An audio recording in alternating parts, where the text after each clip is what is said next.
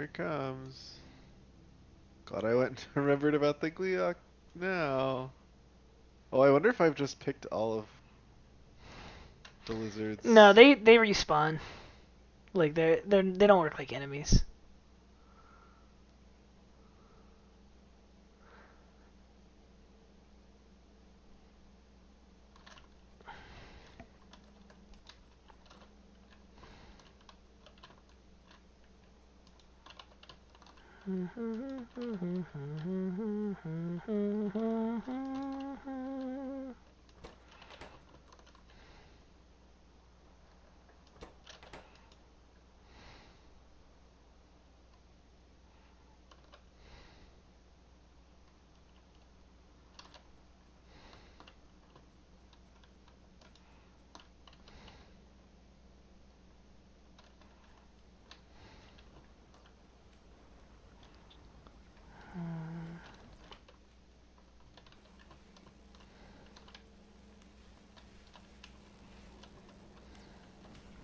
Let's grab some goop.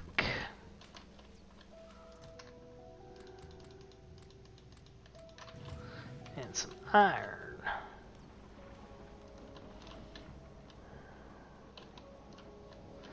Iron!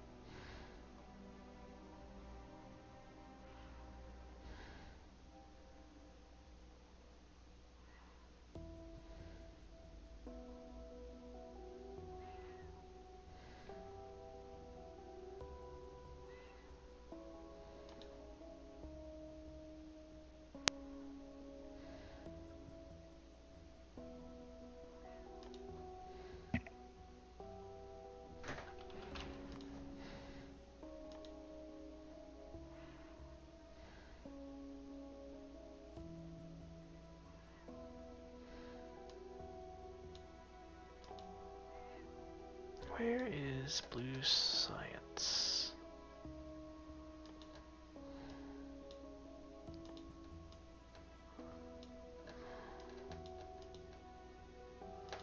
Ooh, what does solar energy need?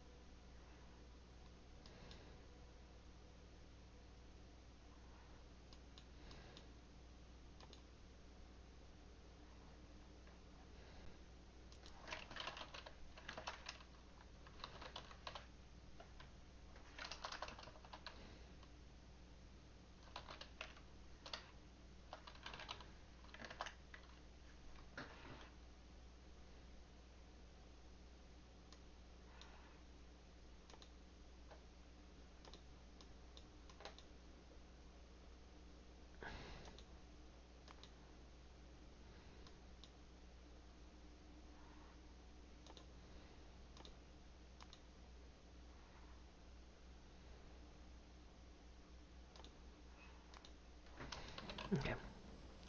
Guess this is good.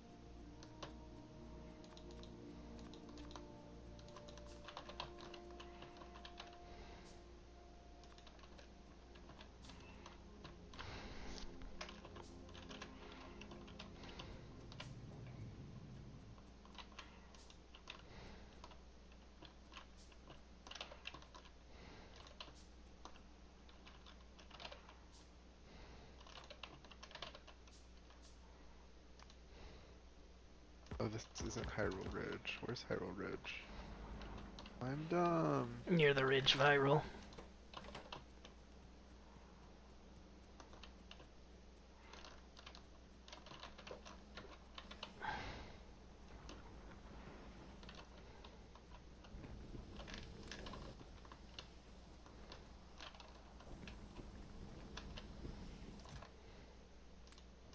Oh, yeah, I'm idiot. I mean, could have told you that. What do I need for these? Stone brisk.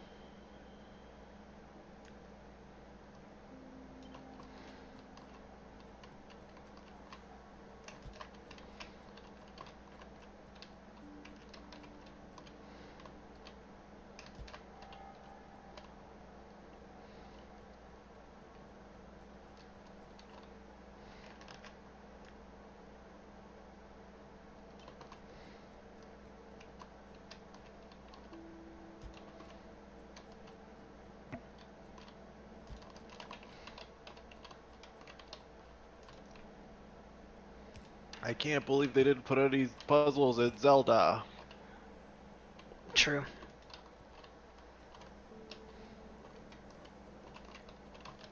What are you getting puzzled by?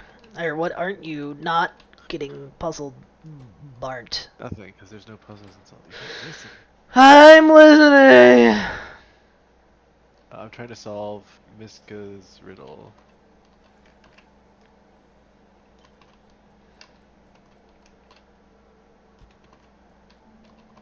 Well, you better go catch it.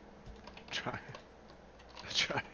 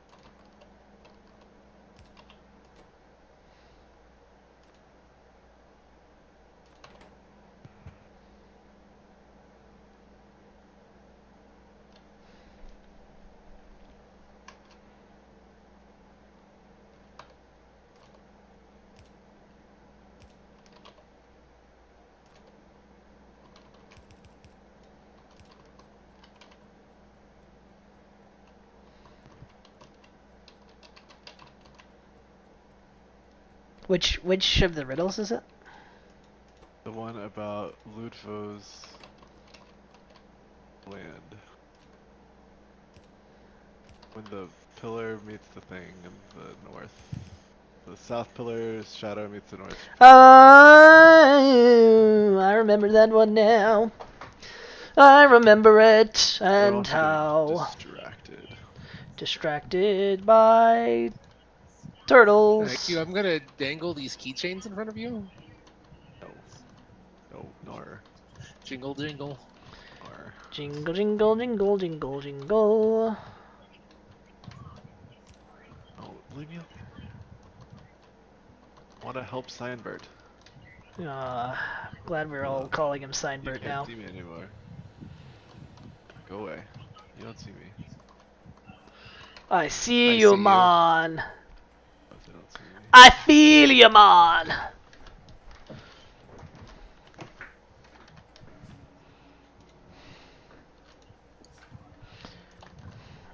Just saw Pretty's message in your chat. Remember when the curse is real? No one Yeah. believed me. Yeah. Everybody thought I was crazed. They thought I was a madman.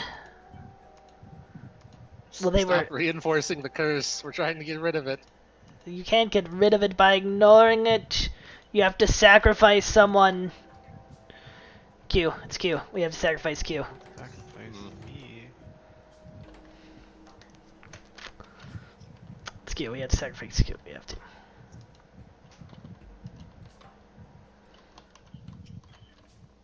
Wait a minute.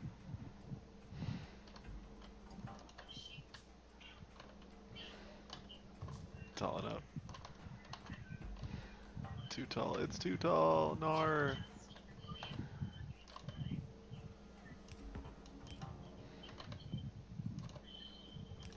Probably too wide, huh? Guess I Yeah. never miss, huh? You got a boyfriend, but he doesn't smooch ya.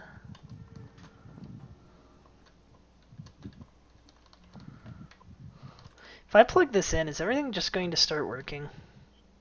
Nar.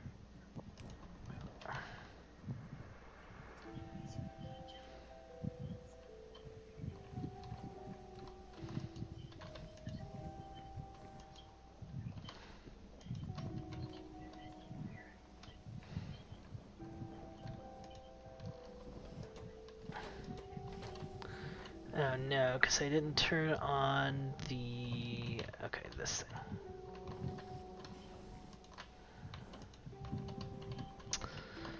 Alright.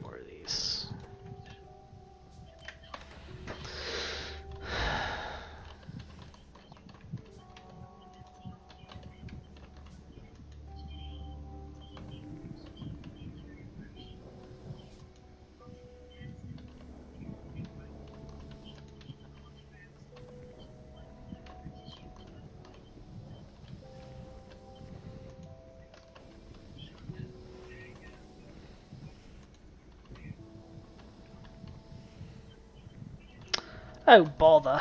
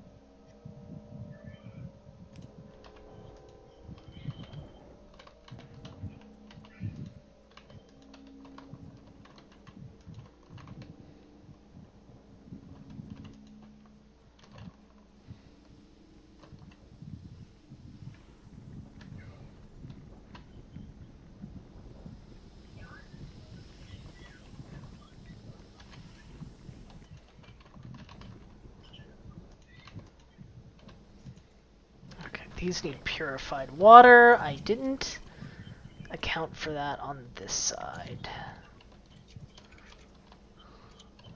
But it shouldn't be hard to do. To add them in, rather. Yeah. Okay, I did account for it. I just didn't plug it in. That's good. That's relieving.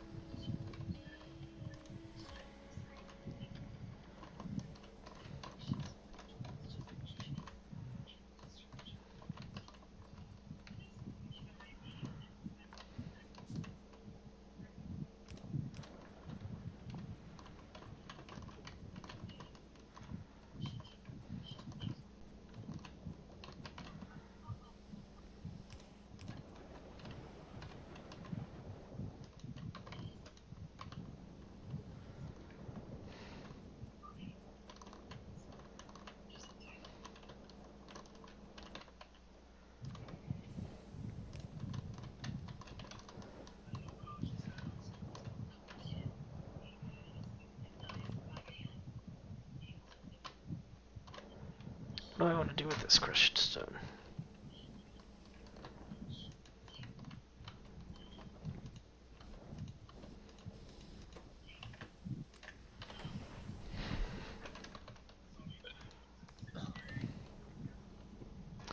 What do I want to do with this crushed stone?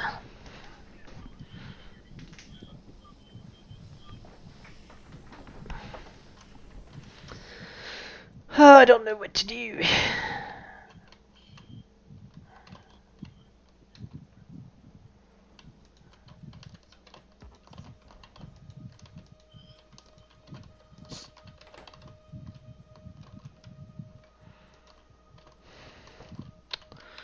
What are the recipes for crushed stone?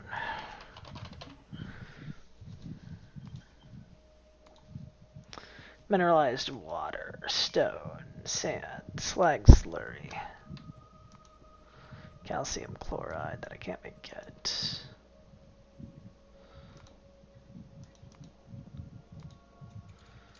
I guess we turn it into stone. We turn it into meat. The Flintstones.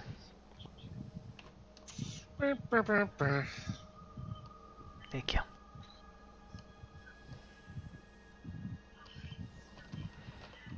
So I guess we can build it through here.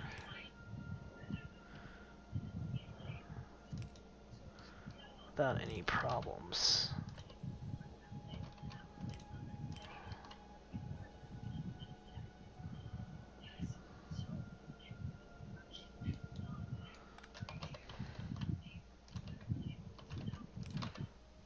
I'll just...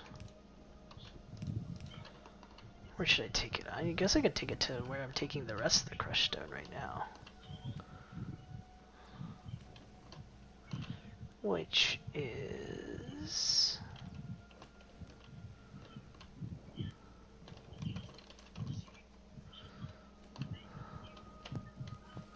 this line.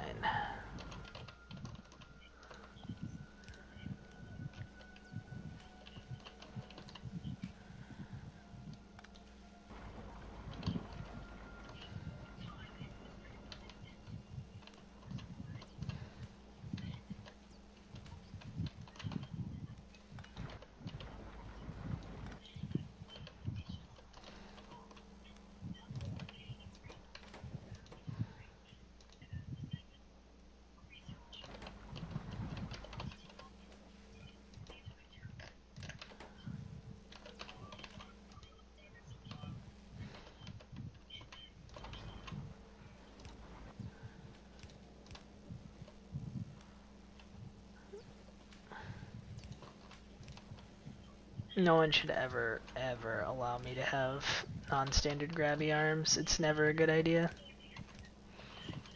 It's always a catastrophe.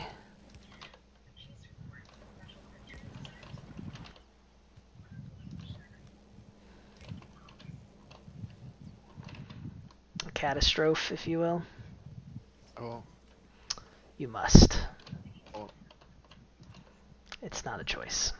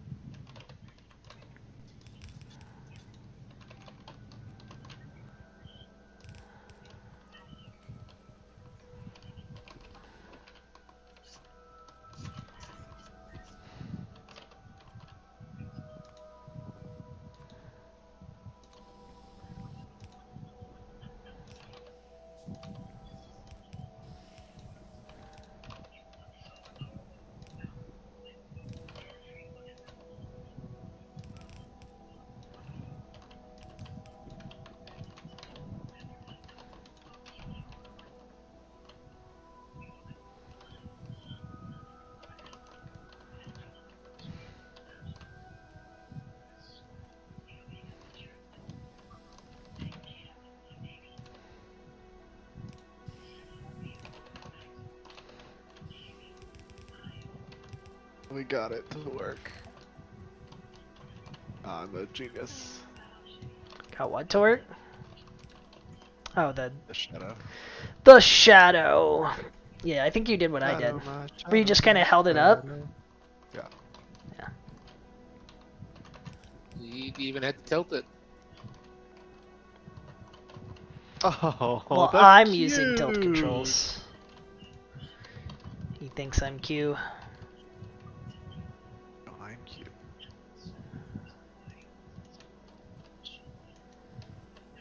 Oh. When you place down a ghost, it doesn't automatically exist. Look what I Guess you're found. curious. It looks like it exists because it even has like the filter symbol. But it's not a thing. It's not a thing at all. Okay, why is nothing taking out of this thing? Why is nothing taking out of that thing?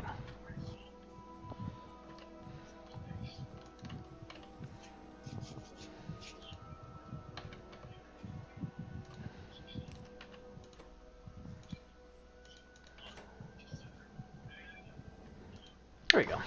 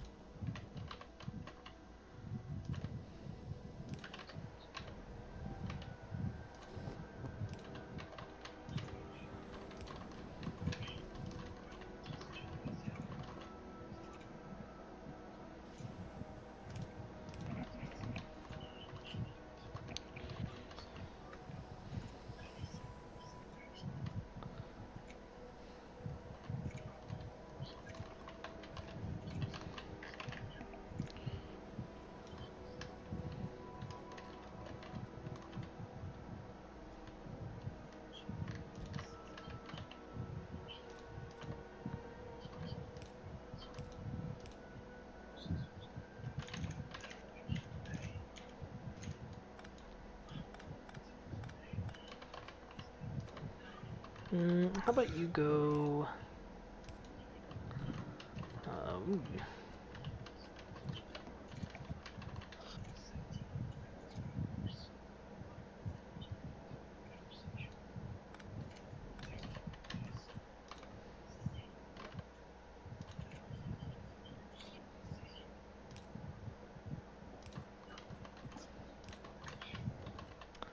How about you go this way?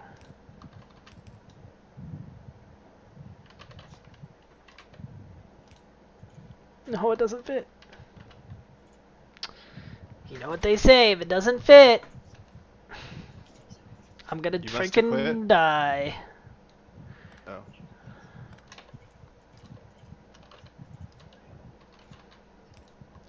Your quote was good too, I guess.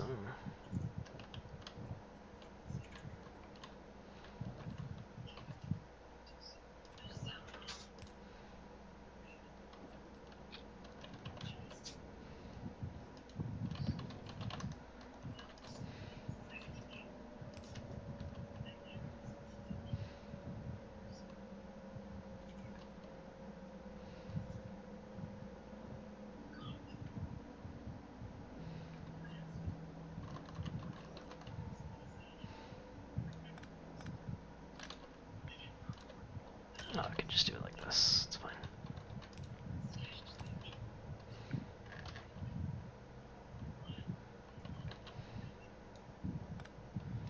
And for this, I can probably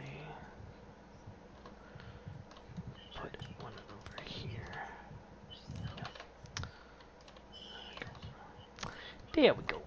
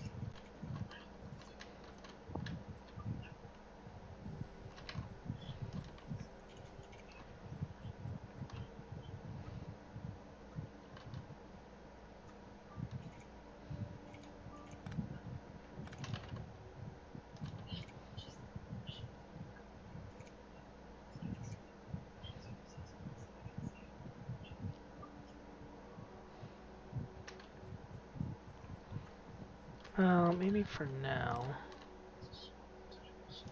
Just put this down here and call it good enough for the moment.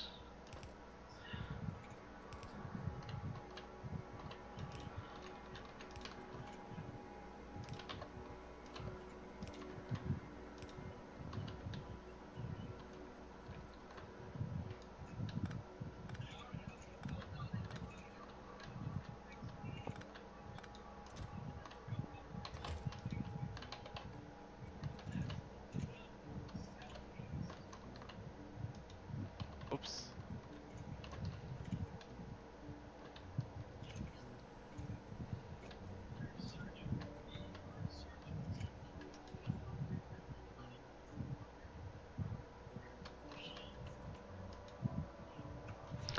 Oh no, my mineralized water is backing up. I got too much of the stuff.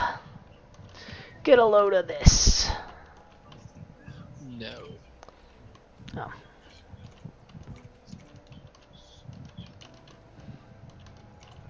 What can I use mineralized water for?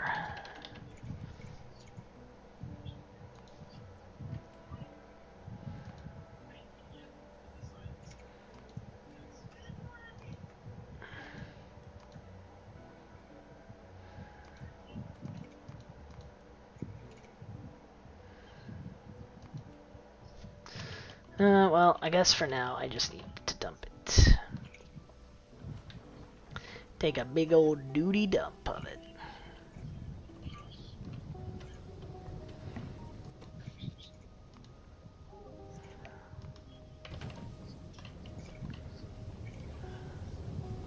Which means I need some landfills. Time to raid the landfill makers.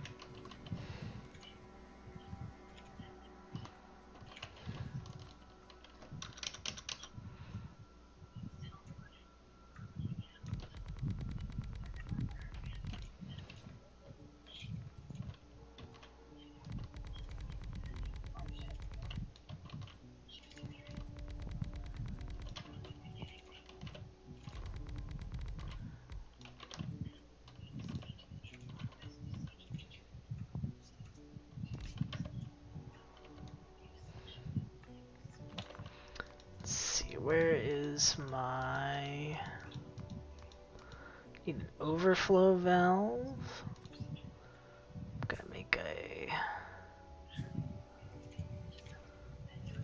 big old gas tank. Because we're gonna have use for mineralized water.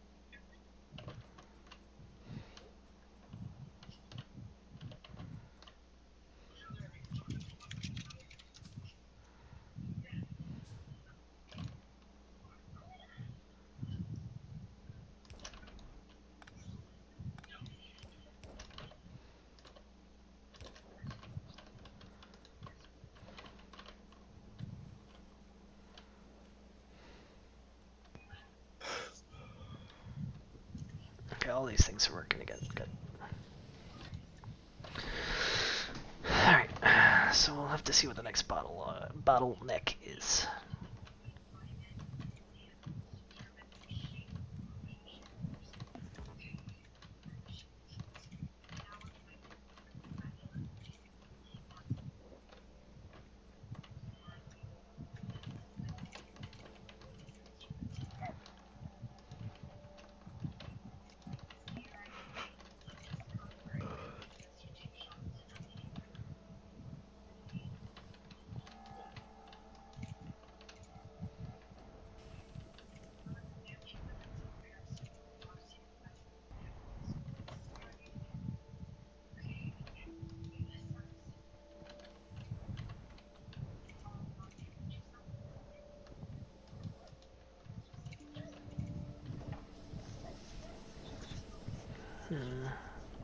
Oh yeah, might have to do the same thing with purified water.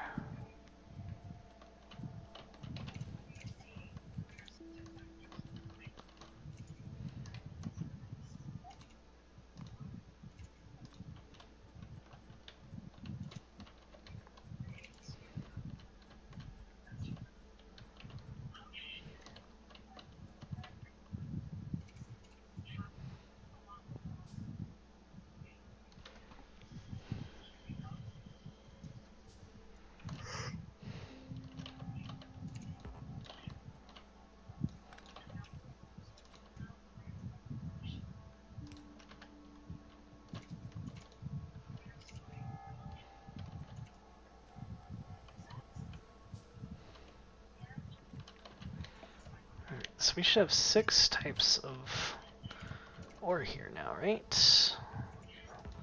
Even more than 6. Also, we have slag. Why is there slag?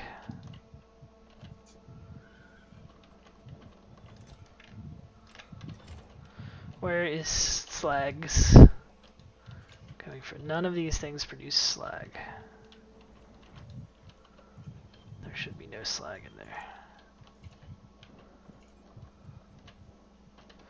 Ah, I forgot to put the slag filter on here, that's why.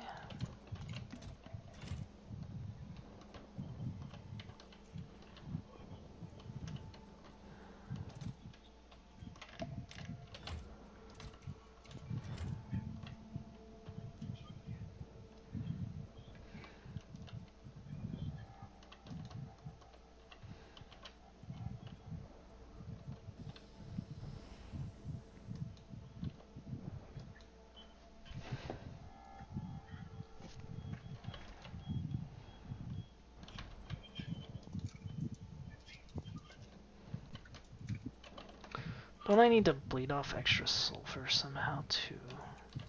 How am I doing that? Let's go look.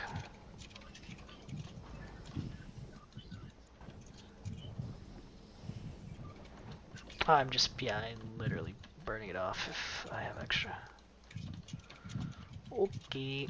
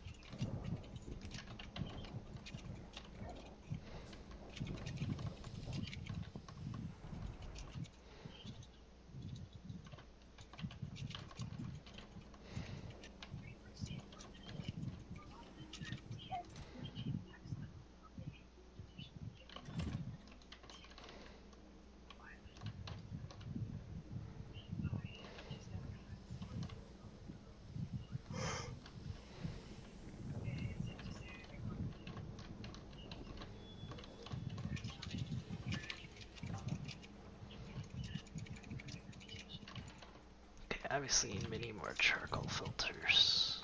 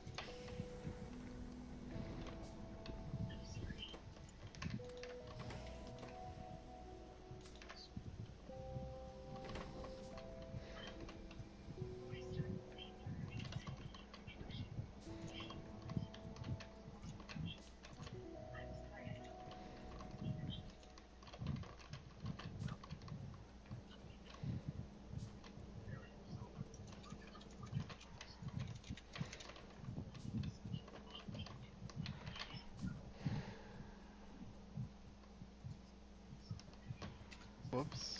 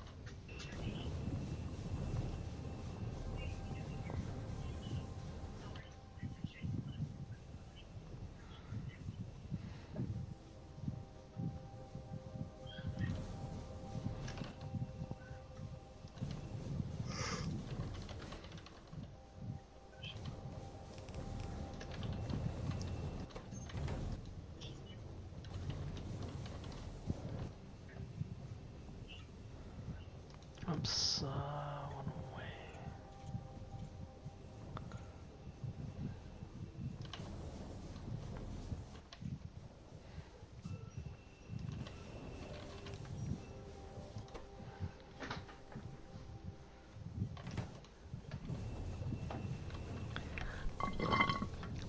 There we go.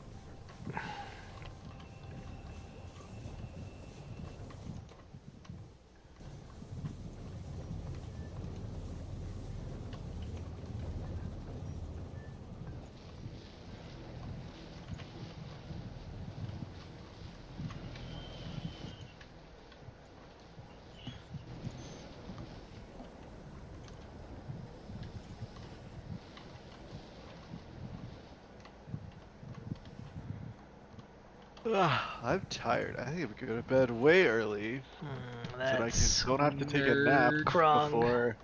before raid tomorrow. You'll have to take a nap anyway. Well, I'm gonna hit you with that big nappa.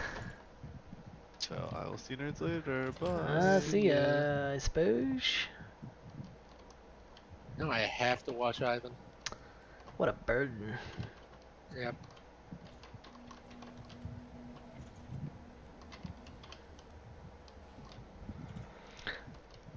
I actually need to start automating stuff. Can you believe it? Yes.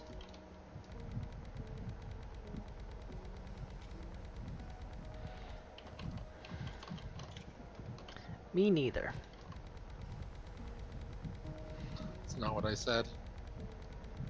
Me neither. Alright.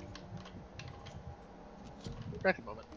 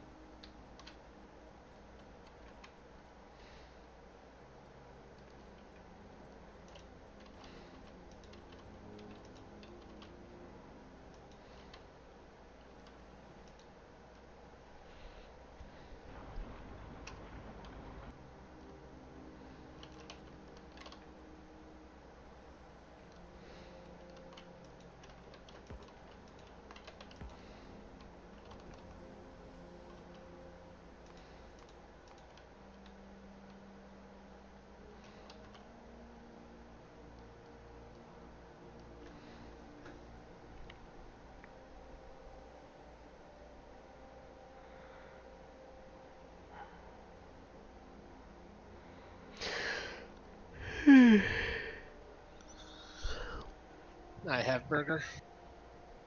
Him Dorger.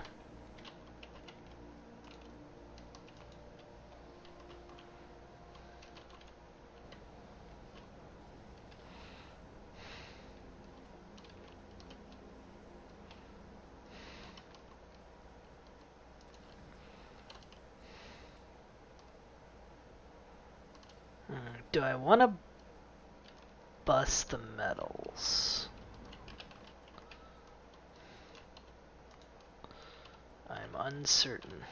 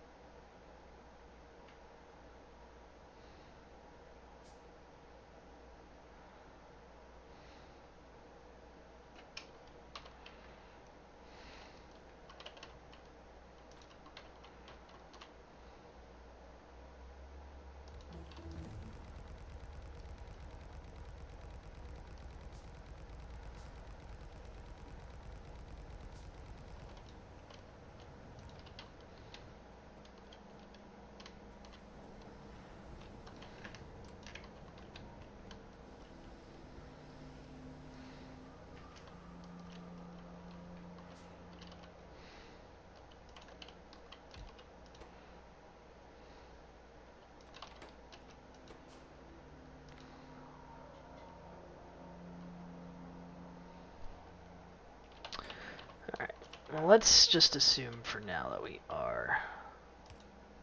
So this is iron.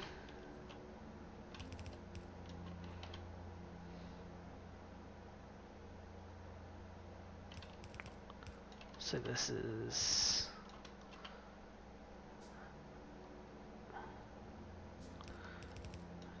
10 lead.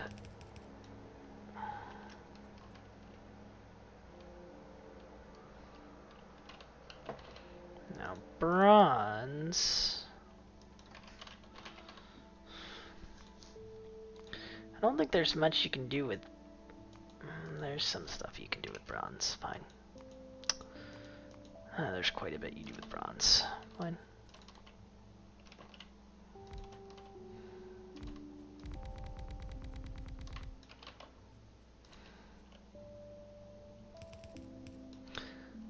I think we only probably need one line of bronze, though. I think everything that uses bronze is like a building or something I'm not going to use that much bronze on. Yeah.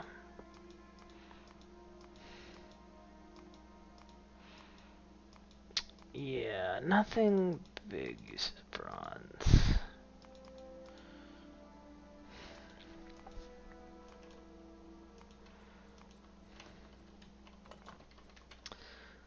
Now the recipe for gear wheels is... We need a few of those.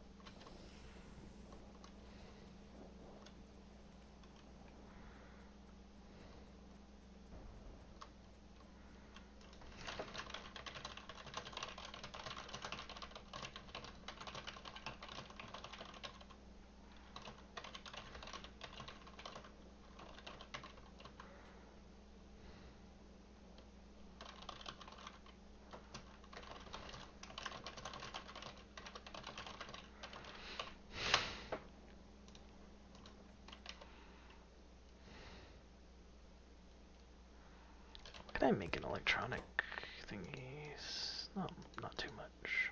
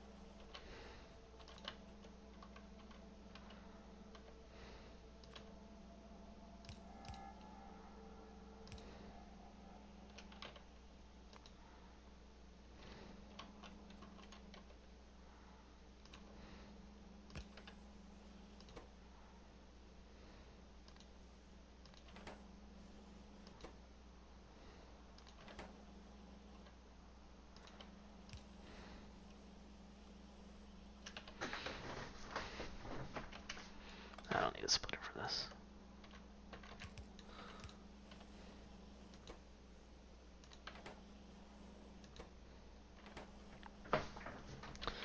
Okay.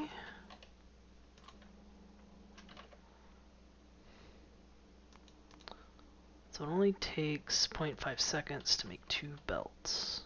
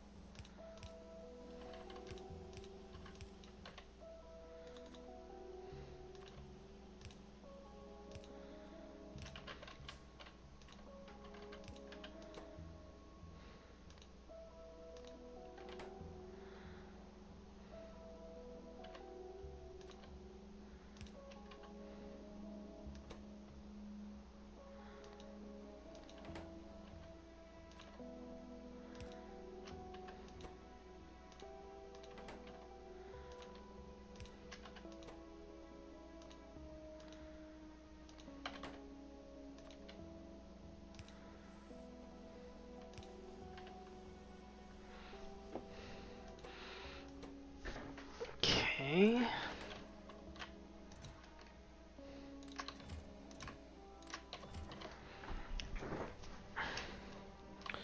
So I'm guessing stone, raw stone, is like only used in, yeah, it's only used in a handful of recipes. So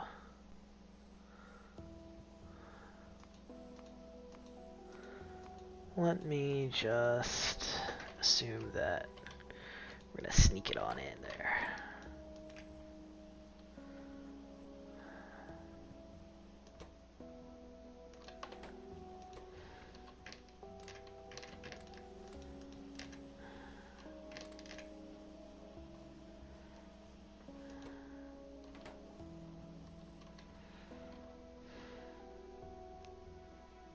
So you just need copper cables.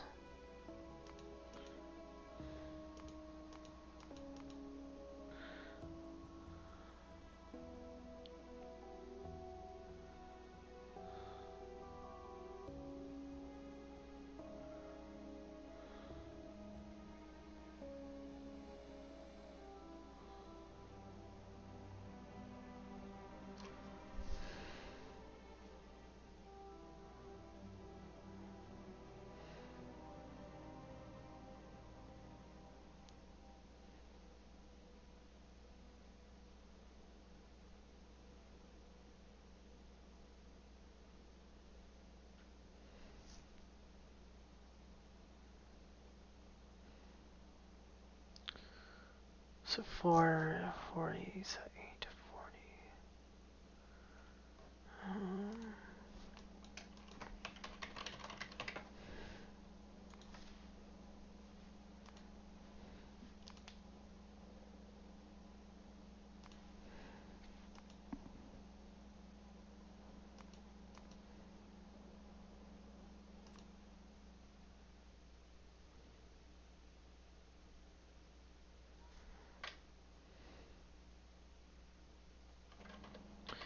Copper sheet coil.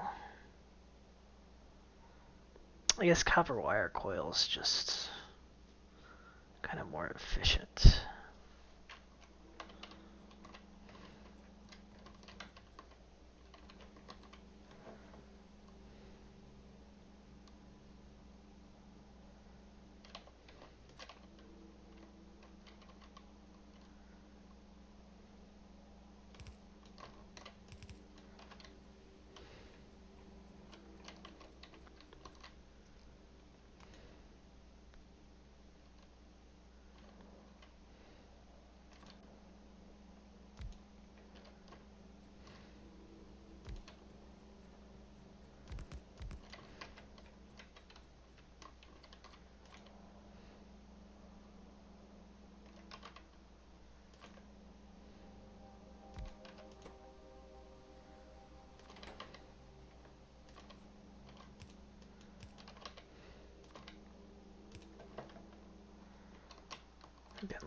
Assume stone's coming in from, I don't know, here, I guess.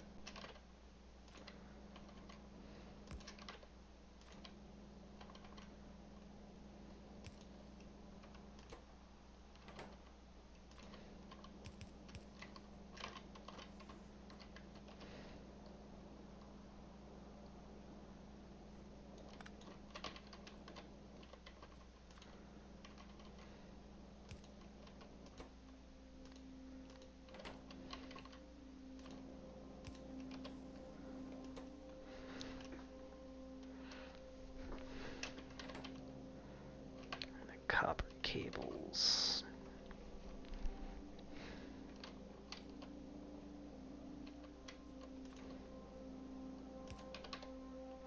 None of these other things even need copper cables. Nope. This is the only one.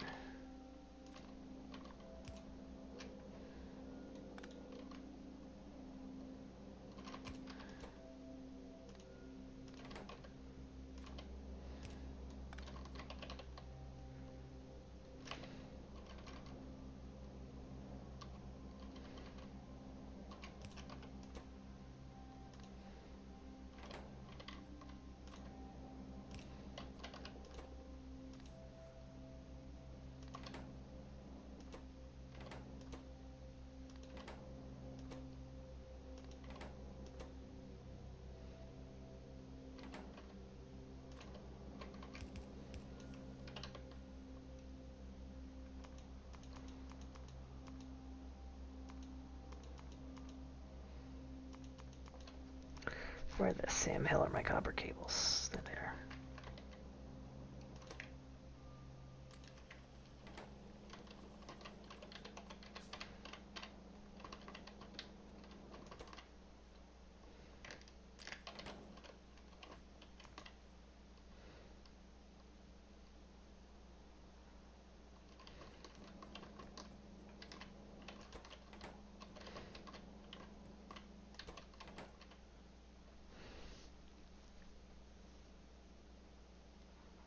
God, that's a lot of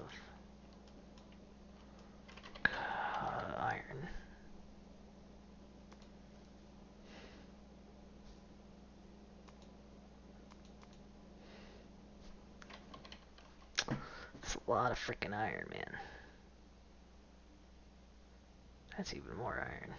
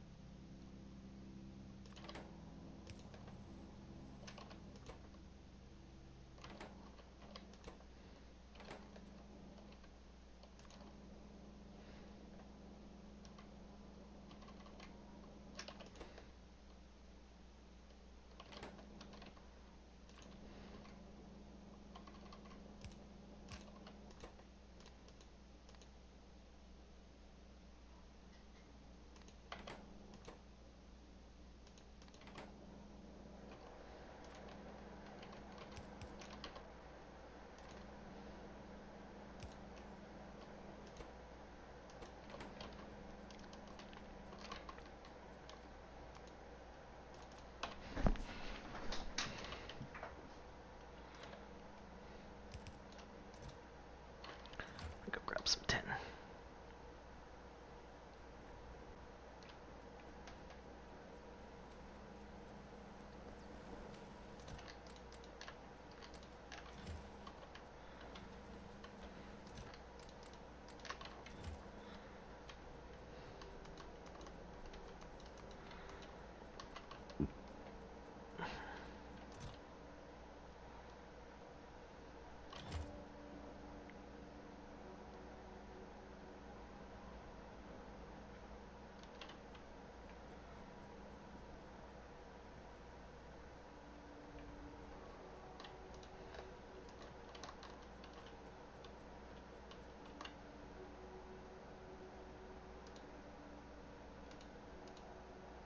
There's Dota on. What the heck?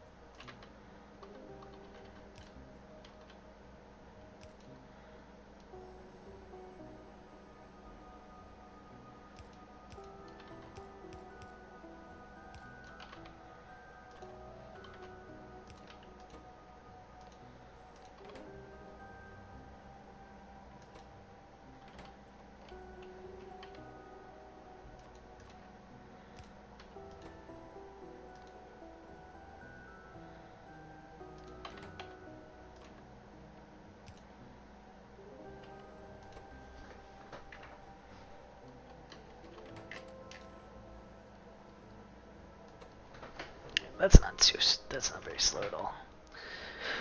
Okay, so that's yellow belts.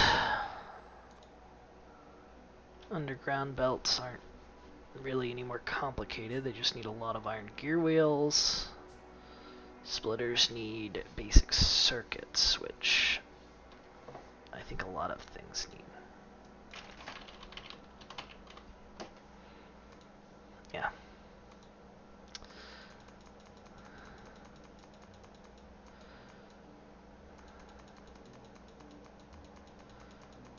Yeah, including the more advanced circuits. Oh no, not including the more advanced circuits. Interesting.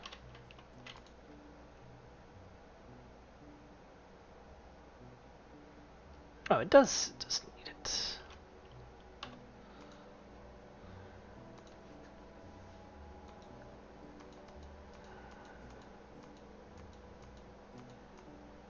Yeah, there it is.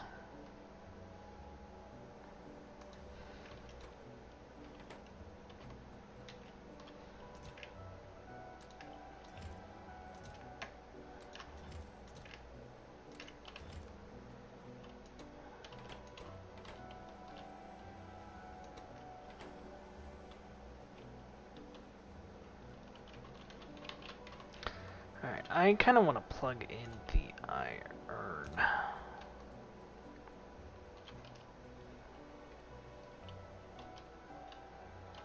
I'll need some belts.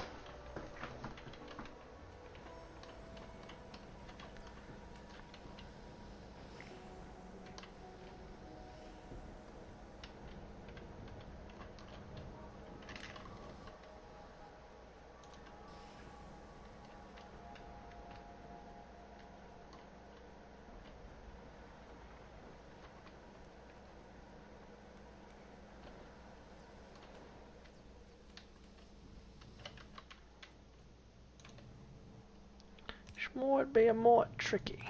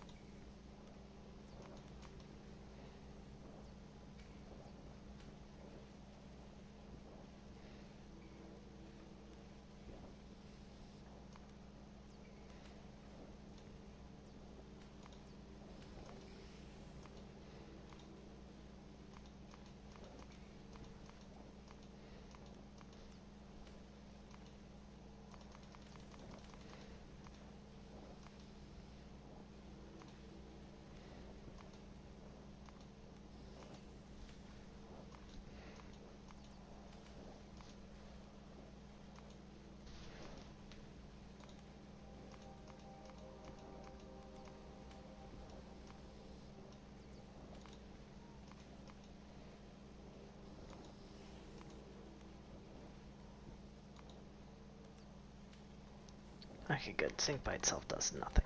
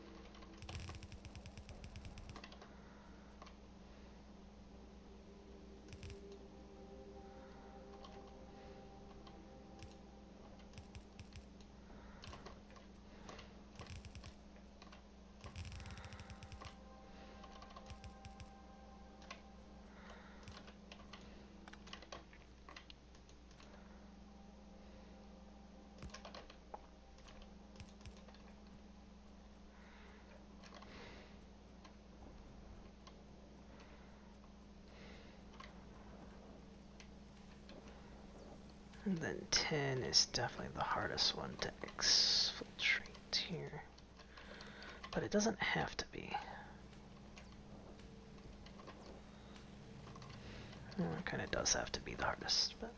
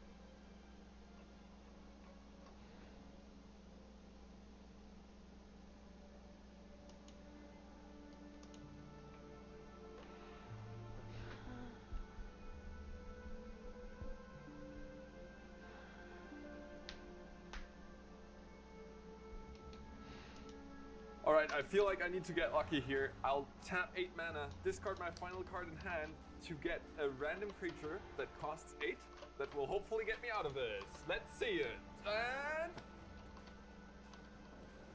Toffel! Damn it! We're playing Momir. A bunch of people asked for it. We've finally done it. We've aligned the cards. But for those who don't know what Momir is, we start with this avatar. That's about it. This avatar gives us the ability to, for X mana, discard a card from our hand and get a creature that costs exactly X mana at random from all of Magic's history. Could be any card? It could be any card. Even a boat? Even a boat if you pay the right mana cost. Now, we also start with 4 life, and we only have basic lands in our deck, so no actual playing of cards. There's nothing different. Nothing in there. Yeah, alright. Let's go. Alright. Alright, let's roll. Okay. Alright, I'll go first. I keep. I keep as well.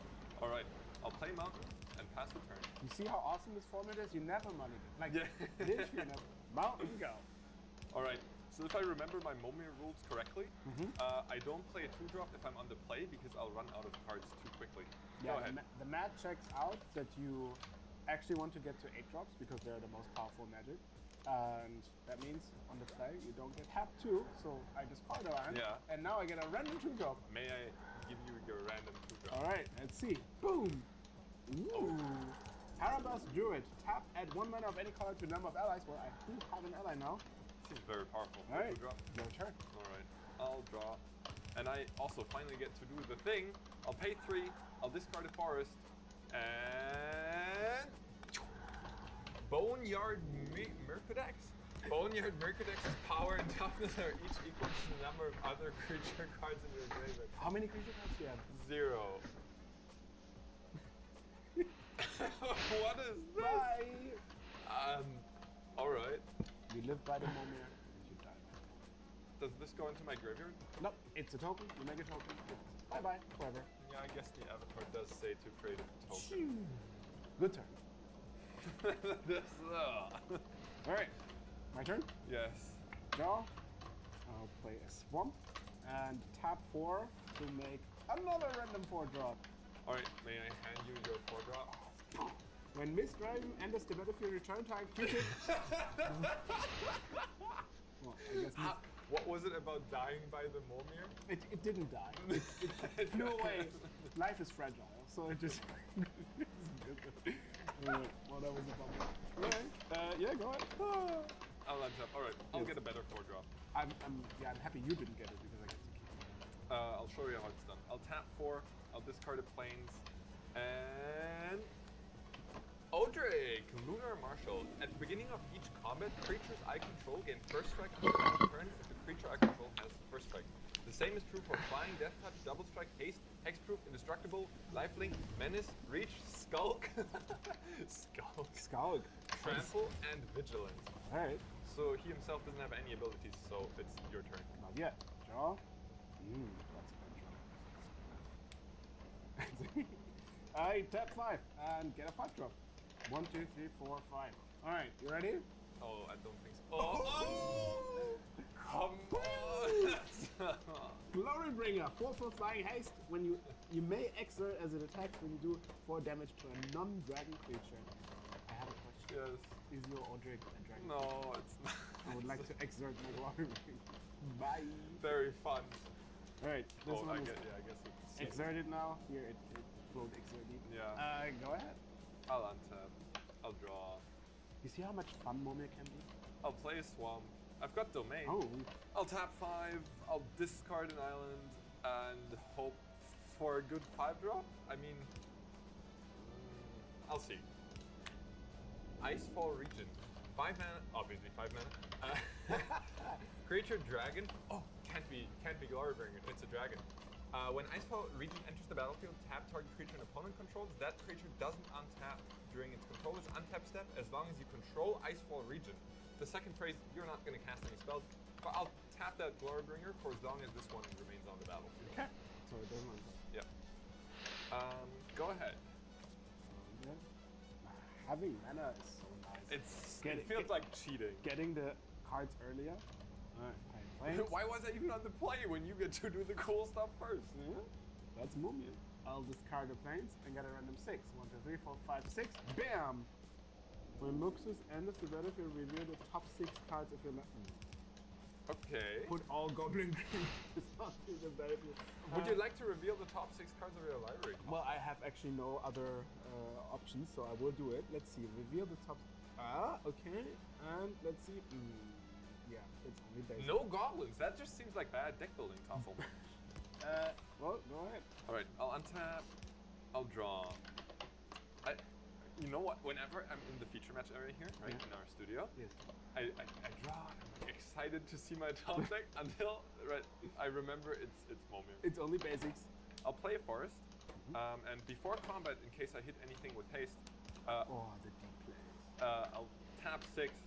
I'll discard an island, and have myself a 6 draw. I mean, come on.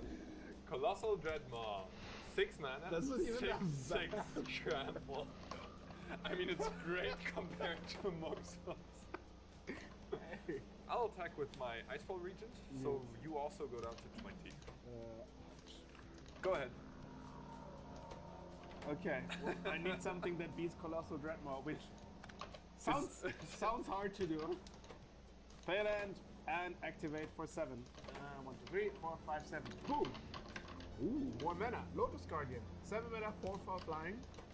And what? So, listen, right? Back then, creatures were weird. So what you really needed on your 7 drop was to just in case you don't want to attack, you just kind of that's my turn. Wow. Well done. Your 2 drop is basically the same as your 7 drop. Yeah. Nice. Good stuff. I'll untap. Yeah. I will draw. I'll play an island, and once again, if I hit something with haste, I really want to do this pre-combat. I'll discard a planes and hit my 7 draw. Let's see. Hullbreaker Heart. Now that one was crazy good at standard. Why didn't you play with Flash? Yeah, good question. 7 mana, Kraken Horror, Flash. This spell can't be countered. Oh, so useful in Momir. Whenever you cast a spell, choose up to 1. Return target spell you don't control to its owner's hand, or return target non-land permanent to its owner's hand. I feel like I'm not casting a lot of spells this game. So what you're saying is this is just a glorified play.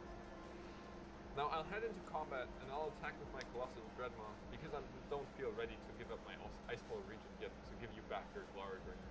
This is where strategy becomes a little bit interesting because on average 8s are, I think, still better than 9. I haven't played enough Momir in my life. Back then it was definitely true that you rather wanted an 8 than a 9. I think Dreadmaw is just too good. Alright, let's double down. Alright, yep, your Guardian leaves. You sure?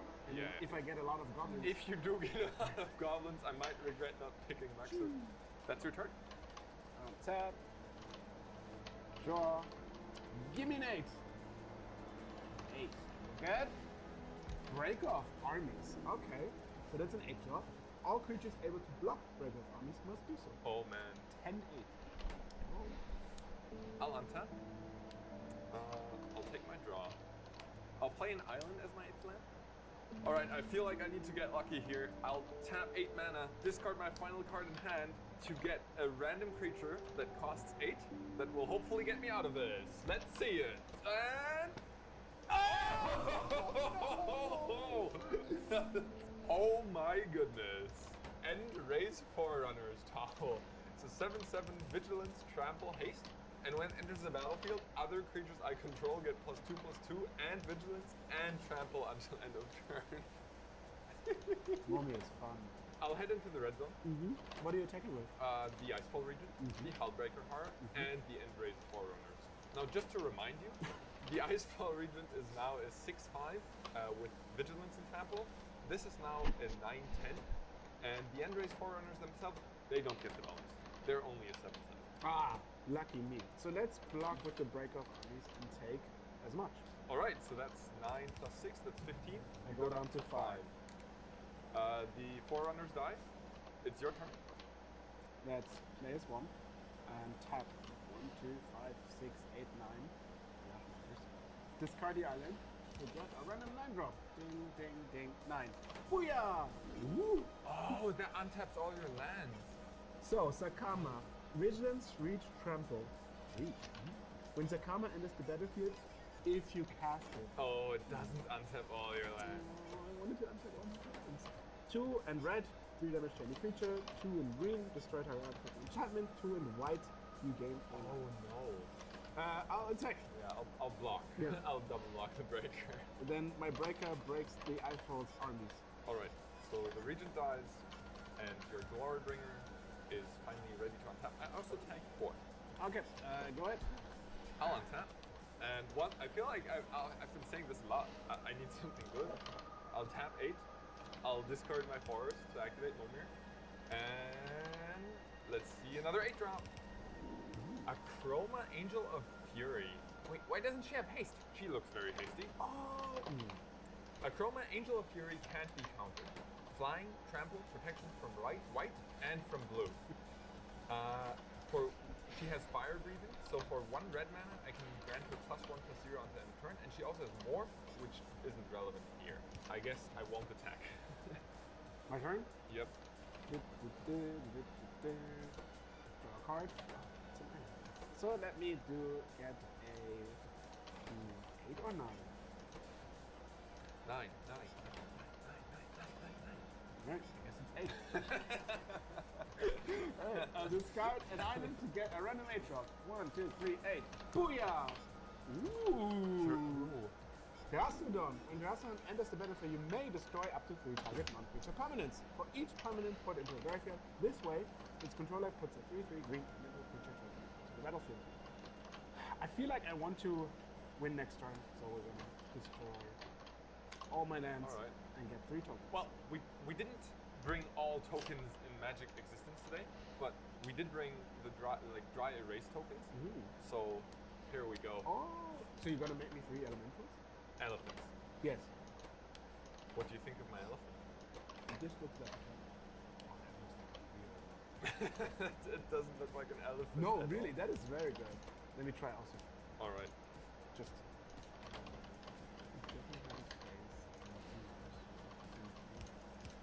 Perfect.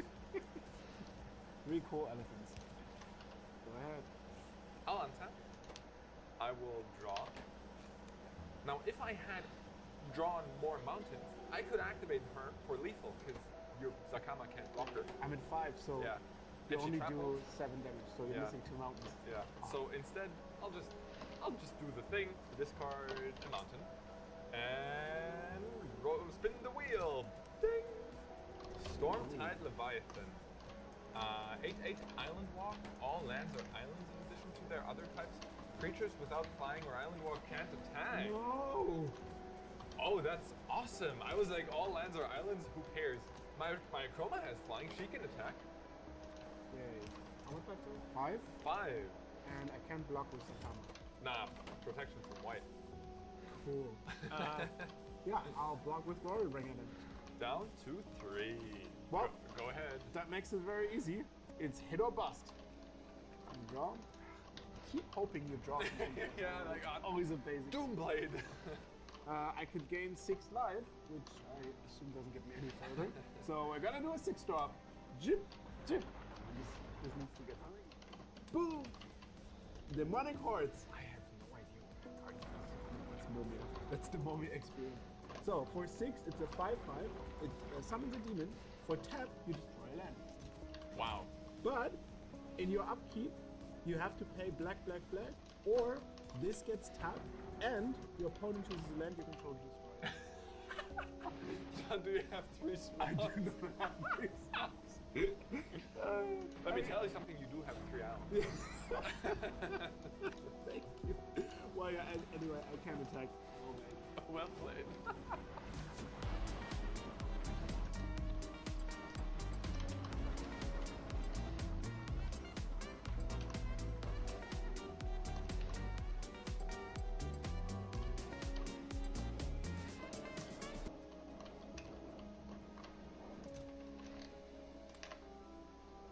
I was X hours in, and I'm just now automating yellow belts.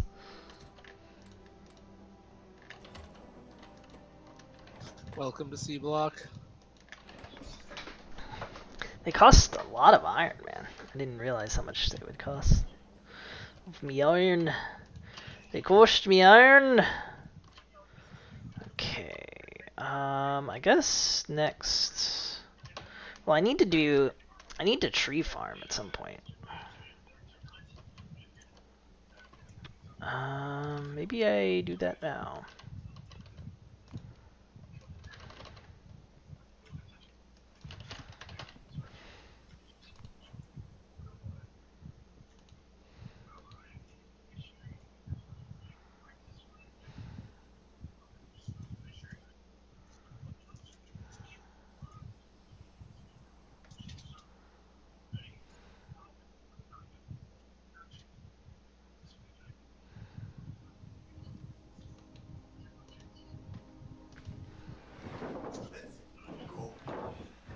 Are you as excited as I am? I am. Yeah?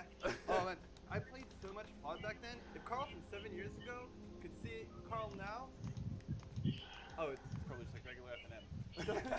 it's never.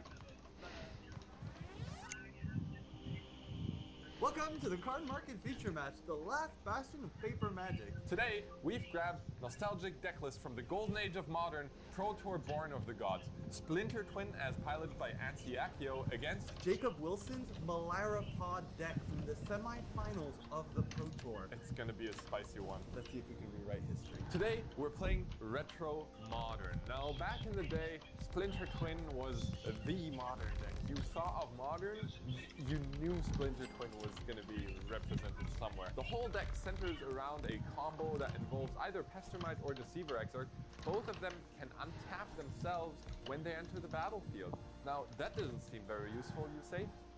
Maybe, but when you put a Splinter Twin on any of those creatures, they can tap, creating a copy, which untaps the original, untap, tap, creating infinitely many copies, and then all those copies can swing at your opponent. So that's what I'm trying to do. The rest of the deck is basically the best blue-red interactive spells that Modern had back then.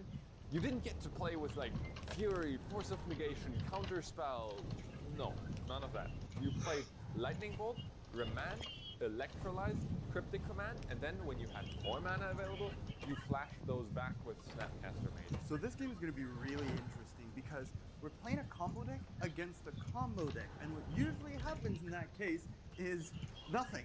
We just beat each other down for 2 while both of us hold up removal and try to counter the other one's combo. Luckily for me, in this situation, the Malira Pod deck is not just a combo deck, it's a creature toolbox deck. What that means is I tutor up things. Most of the time, I'm trying to assemble the combo of Malira Sleevok Outcast, a Sacrifice Outlet, and either Kitchen Things or Murderous Red Cat. Luckily, against Yamin, I have more combos because some of my cards just shut down his deck. If I tutor up a Linvala Keeper of Secrets, for example, it just shuts down his whole game plan. He has to get rid of that before. Same thing for Spellskite. So I'll just be tutoring up my curve, trying to assemble a combo, but mostly we'll just beat him down and try to get our hate cards. Let's go. So you've got an advantage because you actually played Pod back then, and Yes. I just played bad decks. Would you like to high roll before drawing those? Absolutely. Okay, now that I've seen that all this system works, I kind of want to turn it off Wow, for now. not that much more. It's not going to be doing anything useful quite yet.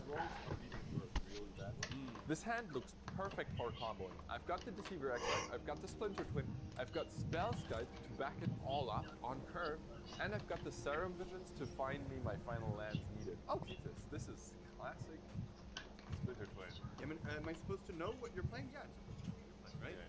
Oh, my hand is no pod stuff, but luckily, Yamin won't be doing any Splinter Twin stuff either, because all I have is 2 uncounterable removal and a Linvala. Carl, are you ready for cards you haven't seen in months? That's what I'm here for, Yamin. Oh, It's even a new island. actually, Serum Vision. Very good, yes. When have you last resolved the Serum? You just do not play the card? You play Service Controller, sure. I will keep both of those cards on top. Go ahead. Keep them both on top, that's pretty good. See, it's one of the things, if this was opt, you could potentially keep up a bolt for my bird. Well, Yeah. of mana. I'll play a Birds of Paradise, and pass the turn. Carl, it's a good thing that I kept this card on top, because I'm gonna Izzet Charm that bird. Ah, that was very good. Nobody likes having birds around. It's your turn. It's gone. I'll draw. I'll take things off. I'll play a Virgin Catacomb. Pass. Sounds good to me. I'll untap. I'll take my draw. I'll play a Skeleton. Pass the turn. I will fetch. I think I'll take that opportunity and fetch 2 because I don't know if you're playing like Aven Mindsets or something. I could be in this deck. What are you getting? I'm getting an island. I'll get a tap. I think I probably need one of these. May I go ahead? Sure. Alright. Draw. So we have a lot of disruption right now, but not a lot of pressure. And normally you'd be tempted to just try to curve out your creatures, try to get in, but we're always going to be keeping 2 mana up this game. We have the tools necessary to prevent Yaman from winning. Let's make sure we can use them once the time comes. So I'll take the last opportunity I have to play this Razorfish to get untapped. Yeah. And pass the turn. Pass the turn, eh? Yeah, pod deck, not playing creatures. What is going on? Given that Carl has capped up mana, I'm not going to go for the Deceiver Exarch here, because if I lose that, it's my only creature in hand, and I'll have to dig for another one. So I'm going to try to set up a more stable board state with Spell Skies, keeping up Remand next turn most likely. You know what, Carl? I'll just... Take your turn. Yeah. Nothing happens. You know, it's so suspicious, like when on Magic Online or something, like you pass the turn, your opponent's like doing nothing. So they could either be in the kitchen preparing their meal, or they're thinking really hard. They're in the tank. I'll take my draw. I'll play it untapped. Stevens, Oh, wow. Making a statement. down to 17. I could cast Filter right now. Do please. You don't have a target. I don't know. I will tap my 2 islands. Your 2 service. No, much better. You're playing Spell Sky? Spell Sky. Wow. Go ahead. Welcome to the golden age of modern. We did nothing. He played a 0-4 in turn 4. Took 2 to do it. I'll draw for turn. Such a good time. Yaman. Speaking of crazy days of modern, play this Mr. Raidcurse. I'll pay 2 and play my very own Spell Sky. That one kind of sucks. I will have to remand it. Yep. Casting remand. Oh, this feels so good. I get You to draw a even card. get to draw a card. It goes back in my hand. I can either leave up Abrupt Decay right now or put down my Spell Sky. And I don't think you can combo off if I have a Spell Sky on the board and he untapped. But mostly, if I leave up Abrupt Decay, it telecasts that I have an Abrupt Decay and you can play around it, which is really bad. My hand is only Abrupt Decay.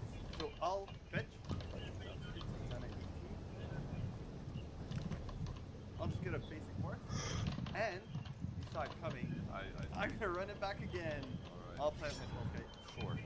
I'll pass. Alright. I will. Carl's Spell Guide puts a stop to my combo plan, at least for now. I will get rid of it in the long run, right? Between blocking Lightning Bolts and Electrolyze, I can't imagine staying on the battlefield forever. But for now, that kind of quick combo game plan, it's out of the window. I'm gonna head to attacks. You may. I won't. Oh no. Not even taking the risk. Go ahead. Okay, one tap. Drop.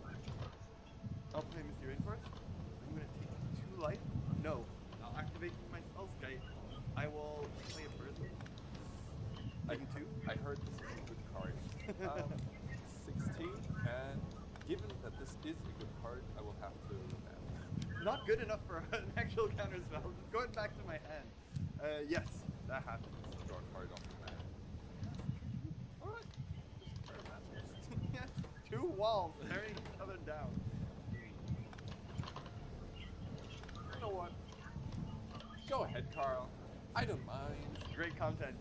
I'm gonna fetch with my Mr. Rainforest, going down to 15. Getting a top Godless. And I'll... Alright. I'm gonna pay 4. I don't have a 3rd mana. I'm gonna play a... I'm not playing Breathing Pot, I'm just playing anti-Splendor Twin right now. So I'll play a Linvala for Secrets. That's a good one. This Linvala itself isn't that threatening, but I do want to remand it using the Snapcaster Mage because 1, this, you know, is mana efficient because Carl spent 4 mana on that Linvala.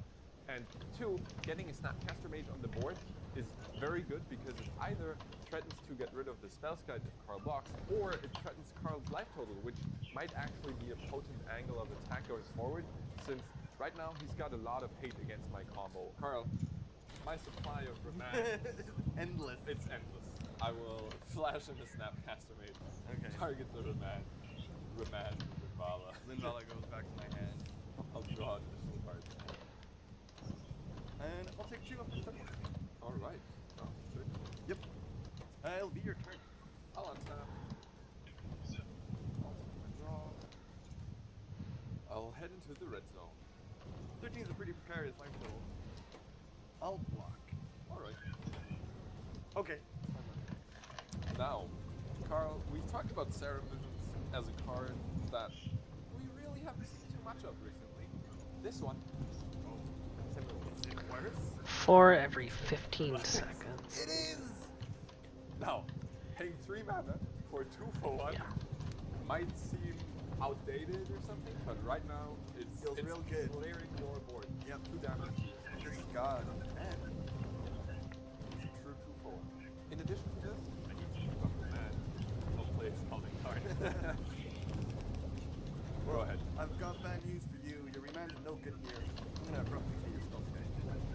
I could redirect it to the spell stage. Which would be old. I won't. Given my previous line of play, playing around that ape mindset, I'm going to do that again. That's actually a good idea. Yeah, I can respond to that. Down to 16. I'll get myself. Very good. Now it's your turn. I'll untap it. Draw.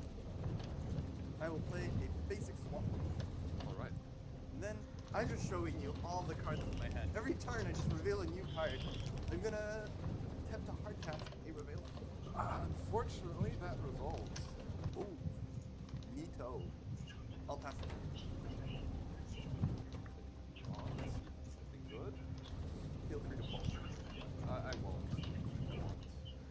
Instead, I'll main phase the basic direct. Ooh, Raven. Yep. Have that. Alright. It's Tap that is also a song. down to 11, and I will go down to 14. Go ahead. Beats are on. I see. I'll untap. I'll draw. Well, you know what they say So about this so makes 1 per get in with that reveal. 4. 4 divided by 30, so it makes 7 per 30. This is not enough. I will need another.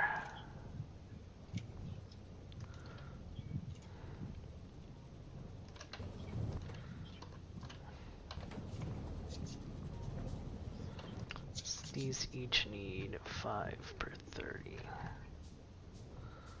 I need more than that.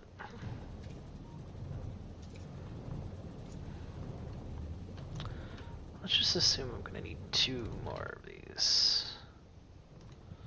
Might need even more than that.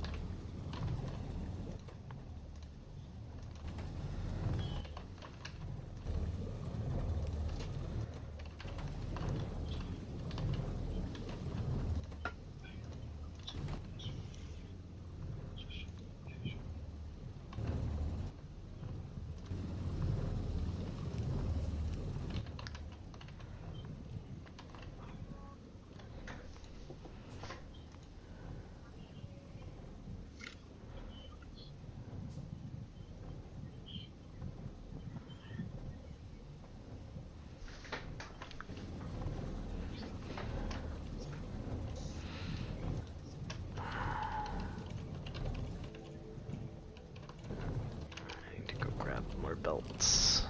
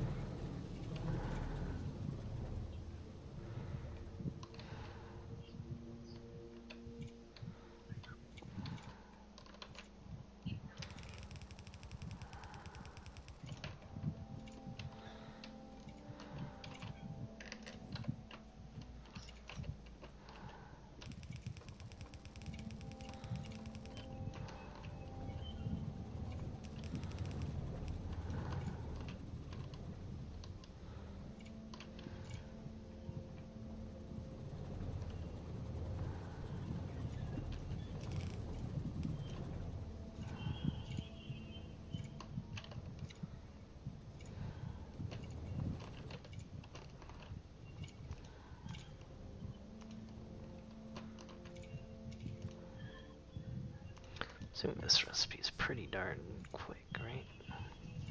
Yeah. Sure thing. Down to 10. Then I'm gonna play the card you're not expecting, but you know, the beats. I'm gonna go ahead and attempt to cast the Beats. Yeah, that resolves. Alright, I'll gain 2. Up to 13. And the turn's gonna be yours. Yep, I think my board's good. I'll cast lightning bolt targeting you. Me? Yeah. I'm at 10. I guess I'll fire off the second one as well. Wow, making a statement. 7 is a pretty precarious life total. Drawing a card. Yes. That's not a great one. Is it another second edition? Electrolyze. It doesn't get that much better, so 4? You have 4 done? Oh, you have 5 now. I It's a have, famous one. I have a very famous 4 drop magic. Oh, I'll yeah, that try one. to cast Splinter Twin targeting my X-Men. I will respond to that. I've been drawing a lot of cards in multiples, so I'm gonna cast a replicate targeting your decision. That is unfortunate. You had to shoot your shot. If I didn't have it, I'd be dead. And I guess I'll have to attack with this. This is even going down to 5. Nah, I've given up on my. I'm gonna offer the trade. Alright. All right, I gain an extra 2 life. Yeah, up to 9. All in top. Draw. I'll declare. Oh, there is a attempt to cast this little bomb. Yeah, that. Oh, not a big deal. And then let's just buff Magic. Now that Linvala cozy is holding me in her arms, Yeah, she is. I'm gonna play this next again. More things. More thing. Pass the Twinkie.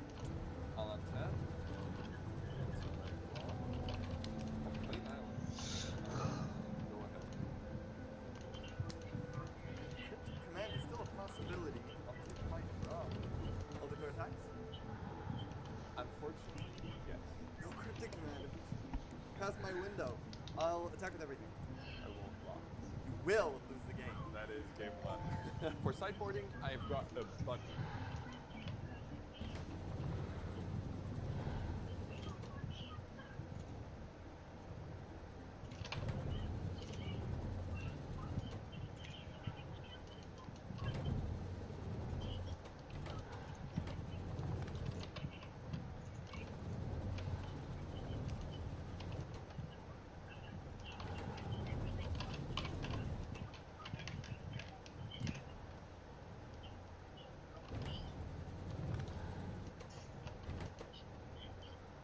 Why isn't this working?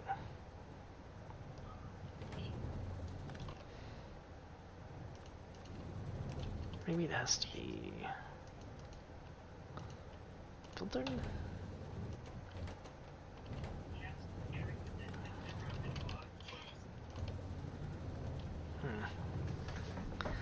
Be a big sec.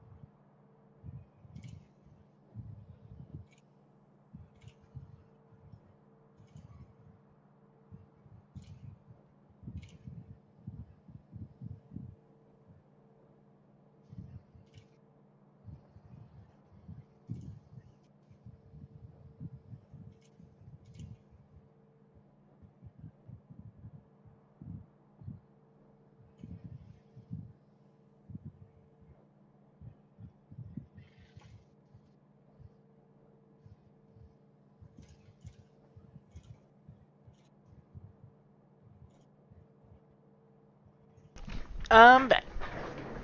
Welcome back.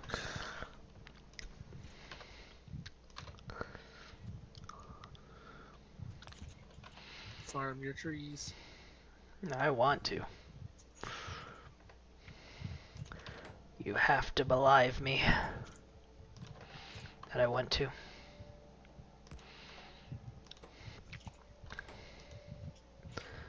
Input priority. That one. Then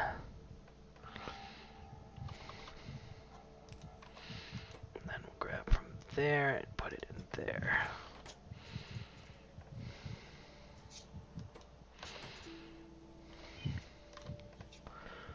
And then I guess we'll like do this. No, not like that. Oops.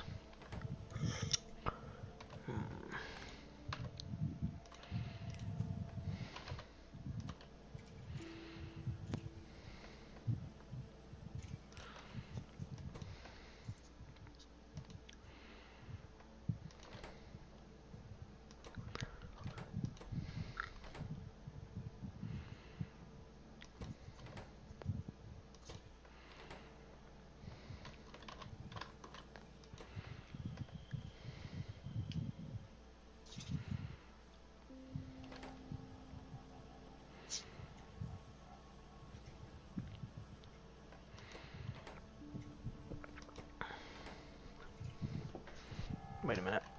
This needs to be a filter.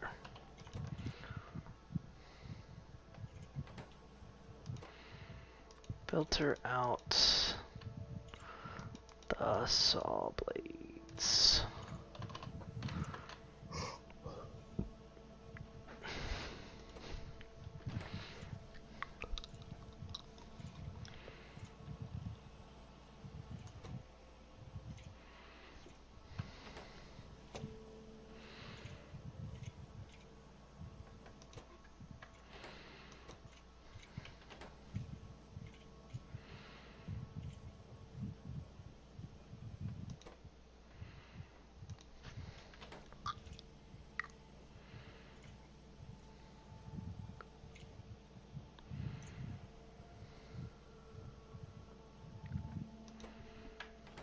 Okay, it looks like this will work with a question mark. Just put these in a chest. I don't have like really as many options as I would like. Alright.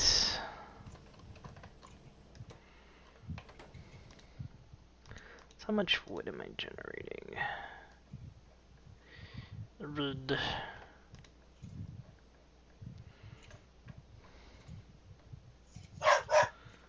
109 a minute, and wood turns into boards.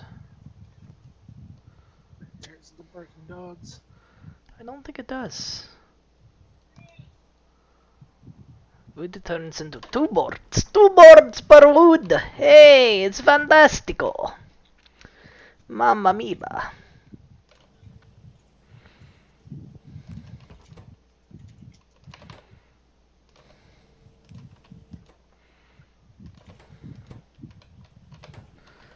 Alright.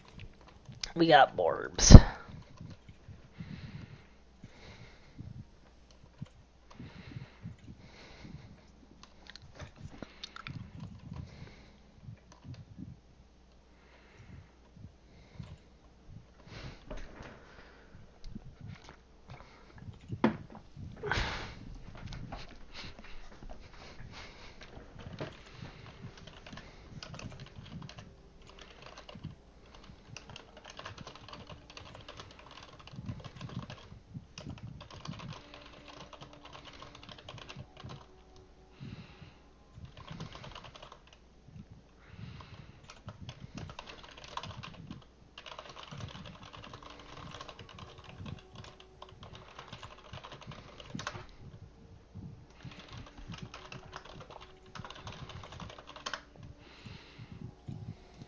He's dead! You can see the hand! Oh, God.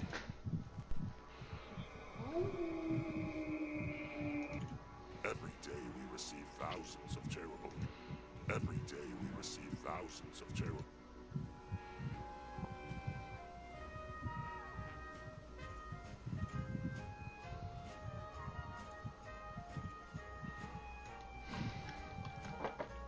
Merry Christmas, Rich.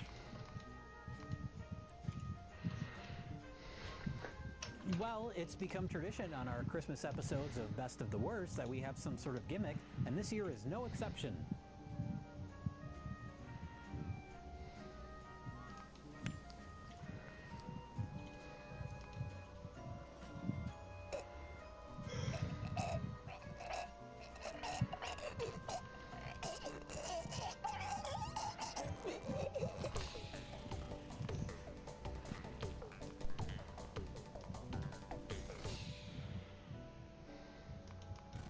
Okay, Jay, so now that my crisis is over, what's going on? Well, it's become tradition that we have two types of movies under the tree. We have terrible Christmas tapes, and then something else. And then you just open a package and see what you get. We've done Christmas or canon movies. We did last year was the famous Christmas or Crocodile. A rousing success. So this year, Rich, we're celebrating Merry Kickmas, where it's either Christmas movies or movies that have someone kicking on the cover.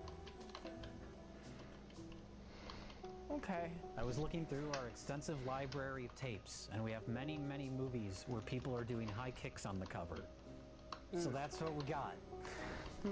This is interesting. Christmas or canon, fairly obvious what you get with canon, but like just someone kicking on the cover. This could be anything from a kung fu movie to a video starring the Rockettes. So I have absolutely no idea what we're going to get. All right. Should I start? Should I just go ahead and open a present and see what we get? All right. I am going with this because this is just an odd shaped box for a video, and I want to see what's in here. Okay. Hey, all right. I can deal with some karate cop. Karate Cop, look at that kick. Martial law at its most lethal. Ron Martini and David Carradine. Oh, no. I don't know if you know this, but he starred in Kung Fu, the series. Oh. Yeah. How embarrassing. I know. I can't think of anything more embarrassing than that. Yeah. In the future, there is no law or order. Only John Travis. Name's Travis. John Travis. Across a desolate land littered with ghost towns and haunted by desperate criminals. Oh, so this is a Karate Cop movie that is also post-apocalyptic. Post-apocalyptic kicking film. I now love this movie. Don't say that yet. You just doomed us.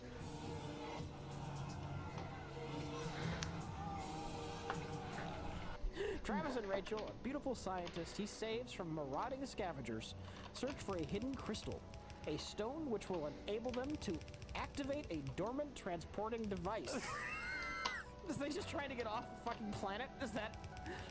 In their frantic quest, they must defeat a gladiator-killing machine in the martial arts blood match. A fight to the death. I love it!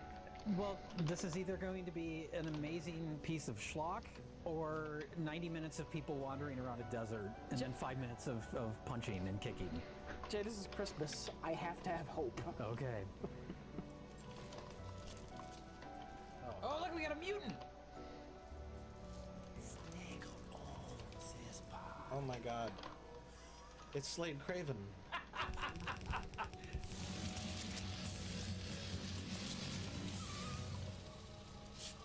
I told you we'd get you. Oh, maybe don't do close-ups of the makeup. Oh my god. He only comes out at night. That's his character. Yeah, use your guns. Oh. What?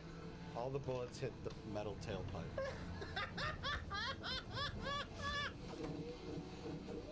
Wouldn't that put holes in the metal tailpipe? No. No, it's super ricochets. It's a super metal. That's how it lasted in the post-apocalypse. All their bullets came together and hit each other. He's really lucky. Whoa!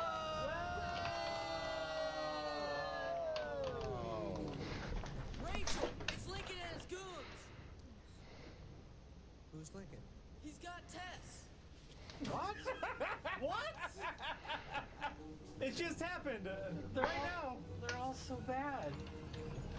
Boy, oh boy, that movie sure was a hoot. It's a shame about all those autoerotic.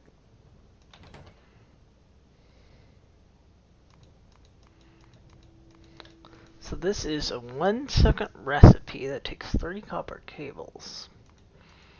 The copper cable recipe is produces 4 cables in a second.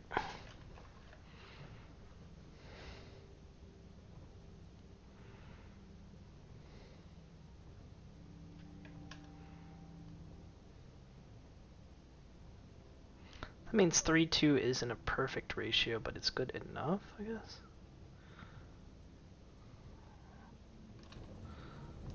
Whatever.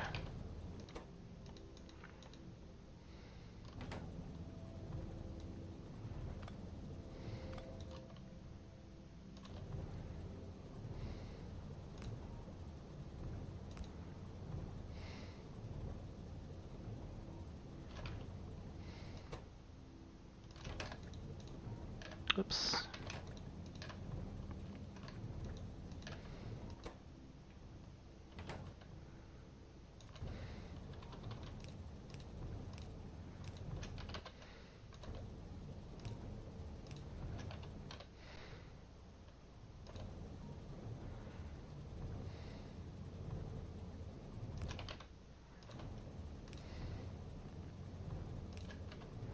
Asphyxiation jokes, though. I really think we did them in excess.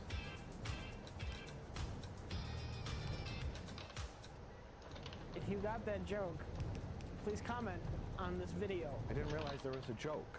Listen, it's time to open the next Christmas gift and discover which film on this episode of Christmas or Kickmas it is. Well, this one's calling to me. It's right in the middle. Let me get this one. And it says Christmas on it. So I know it will not be a Kickmas film.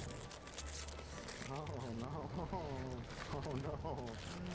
It's the Christmas light. Oh boy. Oh no. It says if you liked Toy Story, you'll love the Christmas light. Well, it's gotta be short, right?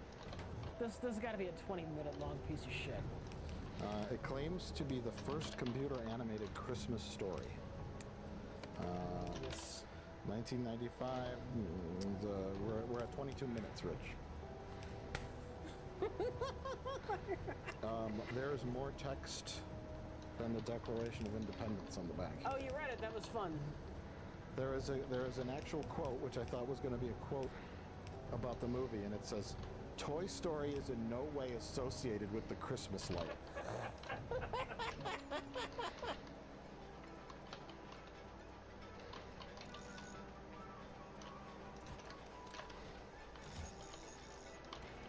What if you were the Christmas light?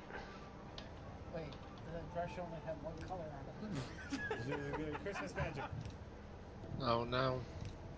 With that, the snowman unleashes his most powerful weapon. A hand. This is a level out of Star Fox. Whoa! I was thinking the same thing. Oh yeah. Crazy.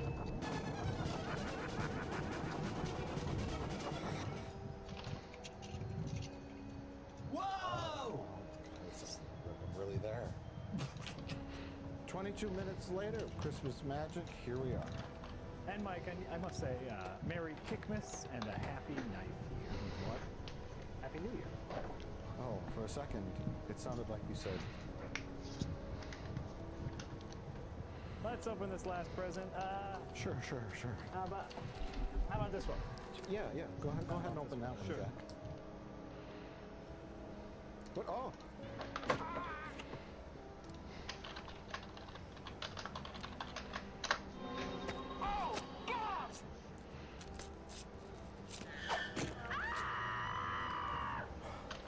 Oh, sorry. Just a couple of images flashed through my mind for a second. Is it hot in here? I'm sweating. Do people usually use knives to open Christmas gifts? It's a little weird. It's a little weird.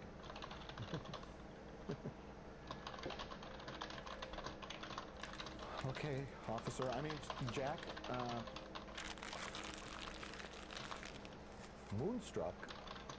I can't see. Oh my. Merry Kickmas indeed. It's a night of the kick fighters.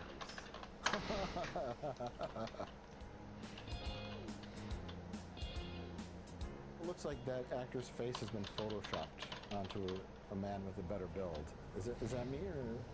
Kick fighting like you've never seen it before. Night of the this is, oh my god, this looks amazing. Let's see here. A lightning fast kick could save the world from high-tech slavery. When a top-level team of sophisticated intelligence operatives fronted by kickboxing master Brett Crady takes on a group of ruthless terrorists. Their mission? Gain control of the HC-2000, a unique and powerful secret weapon capable of total global destruction. You know, I think they could take any name and after it, give it the credit of world-famous kickboxing champion, and no one on Earth, except for Len Kabaczynski, would know. Just they made that up. Yeah, like my buddy Andy Tooney, Sure. a world kickboxing champion. Oh, sure. 97. Yeah. Yeah. Who knows? Yeah, my aunt Gertie Mill. Gertie Mill?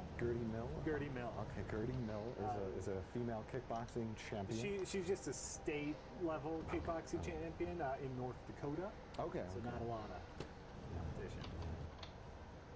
Oh, it's just hard hitting action explodes in Night of the Kick Fighters. Does it also say this film is not affiliated with Toy Story in This any way? film is not affiliated with Toy Story in any way. It's amazing. Gentlemen, may I present Rico from Tokyo, Japan, one of the world's leading laser experts.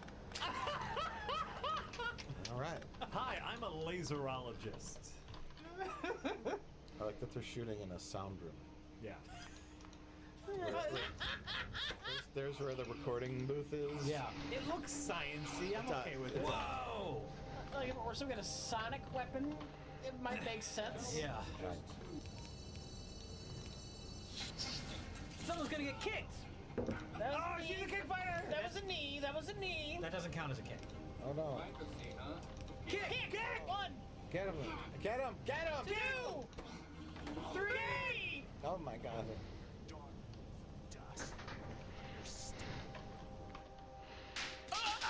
Oh my god. Oh my god. Oh, this guy's good. That man teleported firecrackers onto that computer. He emailed him fireworks.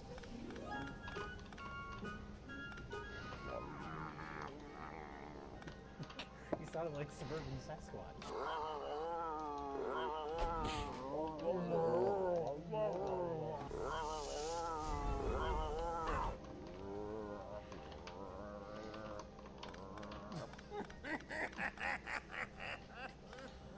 Well, anyway, happy holidays, everybody. Merry Kickmas. Merry Kickmas. I guess this is my fault. Yeah. And so I'm going to take responsibility by not talking about any of these movies. Was this the worst Christmas Yes. ever? Yes. You didn't even have to think about it. Karate Cop.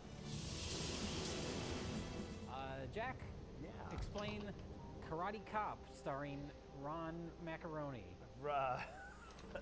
Karate Cop seems like it would be the greatest premise for a schlock action movie ever. In the future, there's one cop left, and that cop has to fight a gang of mutants. A gang of Mad Max rejects. Yep, in order to save a hot little babe and her teleporter. I thought you were going to say something else. How much further? It's only a couple blocks. Only a couple blocks. He had to use the teleporter to go somewhere else to get her a properly fitting shirt, so when she was running, she wasn't awkwardly falling out of it. There's no bras in the future. No. Just flapping. Here's it's this woman. She lives with 30 young men, young boys. Were they all boys? The young ones? There was like one girl, and she got her neck snapped.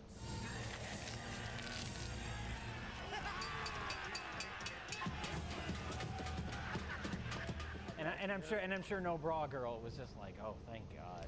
Well, that's a lot and of kids to feed.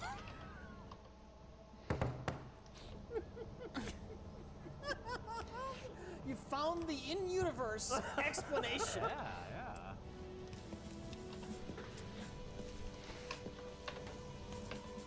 Can I help you guys?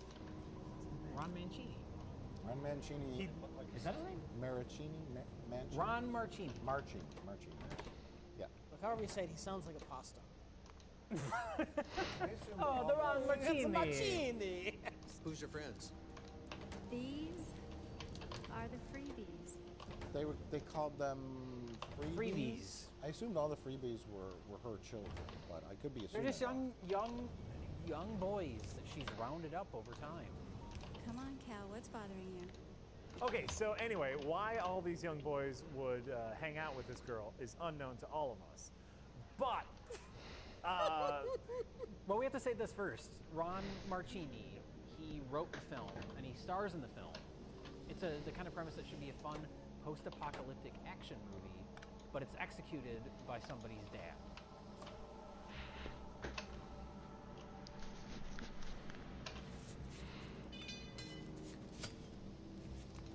Simple, she said. I think that's just your fault. You threw it You wrong. threw it poorly. He might be good at martial arts. He's but not. Well, it's not displayed in this film. The movie's called Karate Cop, and there's no karate. Like, why would you even call it Karate Cop? It takes place in a post-apocalyptic wasteland. You call it Wasteland Cop. This sounds better. Karate Cop has a nice ring to it. It's so much so that there's another movie called Karate Cop. that is true. It does feel a little bit like those YouTube videos that are made up from algorithms, where they're just called like Frozen Elsa Pregnant Spider-Man Hulk. Oh yeah, the ones that YouTube's trying to crack down on. Exactly. So like this feels like it was created just from an algorithm of awesome stuff, and it's like cops are cool, karate's awesome, Karate Cop. Yeah, post-apocalypse, Indiana Jones, breast. Just one? Huge bouncing breast. Why are you saying it's singular? Breasts. I'm saying it plural. You said breasts. Did everybody I know hear it sounds breasts? like that. I am trying. At the very least, I am trying. Were you trying to say Yes. breasts? Yes. It legitimately sounded like you were just saying breasts. To be fair to Rich, Whatever. in that one shot, it did look like only one was bouncing. Well, it looked like one was trying to escape early on, so there's that. The premise of the film, real quick. Let's just nail this down because we got to move on from Karate Cop. It's like power level on a Nintendo game. It's like fading from my memory. I gotta hurry. There's gonna be nothing left. Because the power level. The memory level. My memory cube. If this was like an old Nintendo game. I don't know what he's talking about. Karate Cop, they established that there are magic crystals that power old teleported machines that the U.S. government used. What's up here? It's a teleporter. It will instantly send you any place on the globe where there's another unit to receive you. Does this really work? We'll send a rat through. And the lady has a working machine but no crystal. The crystal is held in a vice. A literal hardware store vice. It's the cheapest, stupidest prop. So Karate Cop steals a crystal from a cult that worships time travel. They worship the other teleporting machine. They worship teleporting machines. And this is when we get our Indiana Jones sequence. What if you won an argument by agreeing with the other side? It's open! You can just reach in and take it! We can clearly see that it's open! You'd be a brain genius named He's Mike. He's doing the Indiana Jones thing for, like, no reason. Yeah, it's not a weight issue. That must be. Has that been established? No. It has to have weight? No, it hasn't. The theme of this movie is just like, but worse. Yes. Oh, yeah. We have that. There's the arena fights we get from the bad guys.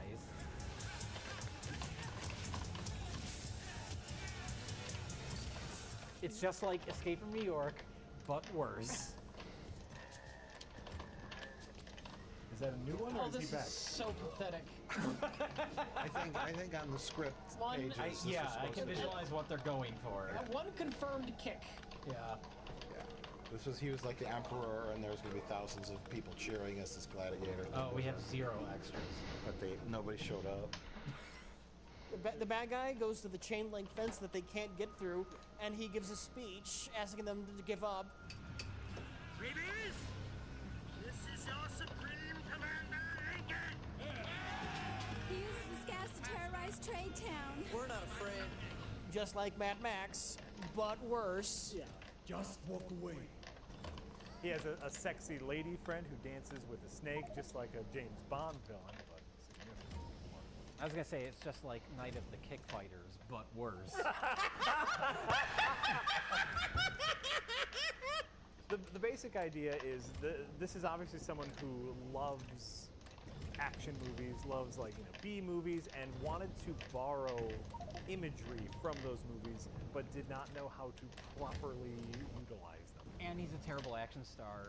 He's somebody's dad that you put in a movie. Yeah. Why don't you guys just go home before somebody gets hurt? No one's gonna get hurt. You know, if you want to play, you're gonna have to pay. He's the worst actor, Ron Marchini, which is exemplified the most in the one scene with David Carradine, who we all remember from dying while masturbating. He did some other things in life, but mainly we remember him for choking himself to death while jerking off. That's what he'll be known for. Yes. He did some film work. Forever and always. Wait, David Carradine died via autoerotic asphyxiation? Oh, that's horribly embarrassing. I know. Like, if that happened, that'd be the only thing people would remember about your entire life. You'll never live it down. But he certainly won't live it down. Because he died via autoerotic asphyxiation. It's on his fucking tombstone. Like, he died jerking off. It doesn't even have his name. No. His tombstone just says he died via autoerotic asphyxiation. Just don't even remember. And who then it some was. sort of, is there like an emoji for embarrassment? Is that on his tombstone? 5 feet from the compound that had a transporter machine in it is a redneck bar and grill. Yeah. And even though he's just had a run-in with this cult, I'm just going to go right across the street and just casually walk into this restaurant. Is this post-apocalypse, or is this just Arkansas? Why, just this morning, my son Tom cut himself a Jackie Rabbit. Hardly any boils on him at all. And he was still kicking when he caught him. So, the special of the day is Dad's Jackie Rabbit stick. You haven't seen a motorcycle around here, have you? His acting hurts me. Yeah, something. I used to be a cop. Oh, God. Oh. Every line. Not that it's any of my business, but why would a cop? You're right. It's none of your business. It's even more, like, noticeable when he's acting opposite David Carradine. Like the other scene with that shitty actress, it's all the same? Yeah. I see this as a vanity project, mainly because what's-his-face was in it, David Carradine. Ron Marchini has been in a lot of movies. I've heard his name many times He's been before. in 12 movies. Len has talked about him as Well, that's because that's Len. But no, he likes the kung fu artists, the martial artists. So Len has heard of him.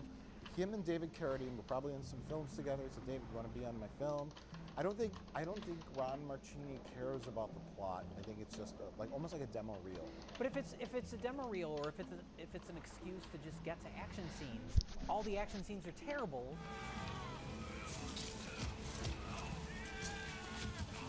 And there's no karate. There's some awkward punching.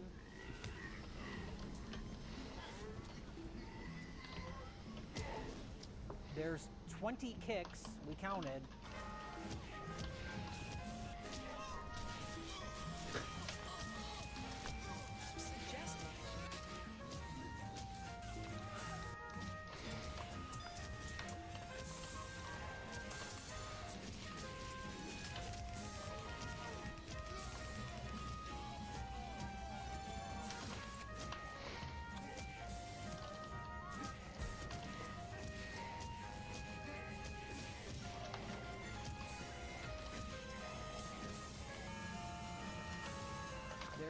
20 kicks, we counted.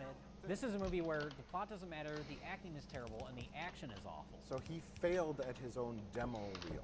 Yes. Basically. The important thing is the moving story about a cop who has to take a motorcycle to grab a crystal. Oh, But she put on a scientist coat to take the crystal up! It's a dirty lab. Glasses too!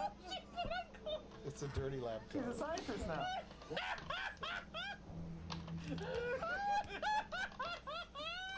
Doing science, I better put on my glasses!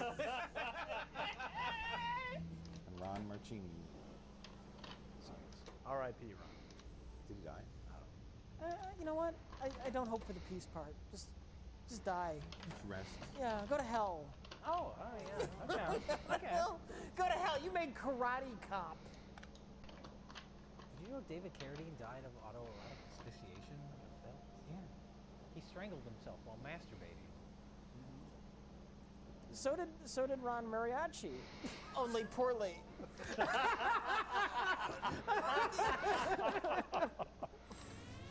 Adios, you ugly son of a bitch.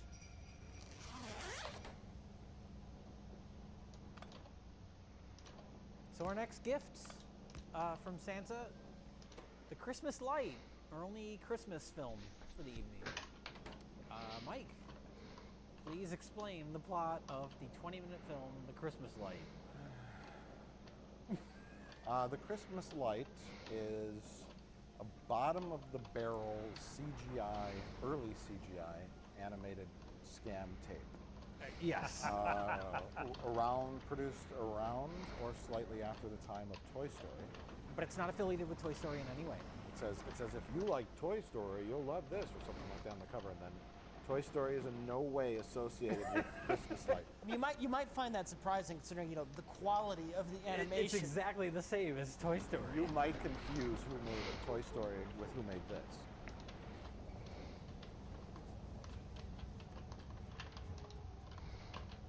Well, the little lady has joined you just in time. Now, I'll show you all. So it's like the quality level of animation you see in like lawyer ads, local law firm Oh, ads. what's the carpet cleaner guy?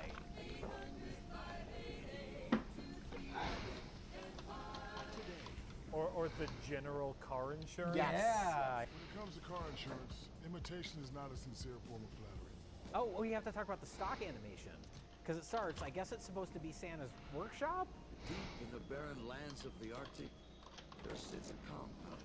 Looks like a prison. Of the world. themselves work to fulfill the Christmas wishes of Yeah, millions of children with the Washington Monument in the middle. These are things that they already had, like pre-existing of animations. The searchlights. Yeah, what? The shocking thing, because this was kind of like, oh, this will be funny because it's bad animation. It turns out that it was funny because it was batshit crazy. The plot is insane. Now we don't have to waste our time building toys from Isaac's foolish designs. I can make as many toys as you can imagine. An elf gets mad when Santa rejects his exploding toy machine. 'Cause I'm the one! Not you, Isaac! Not you, Santa! But me!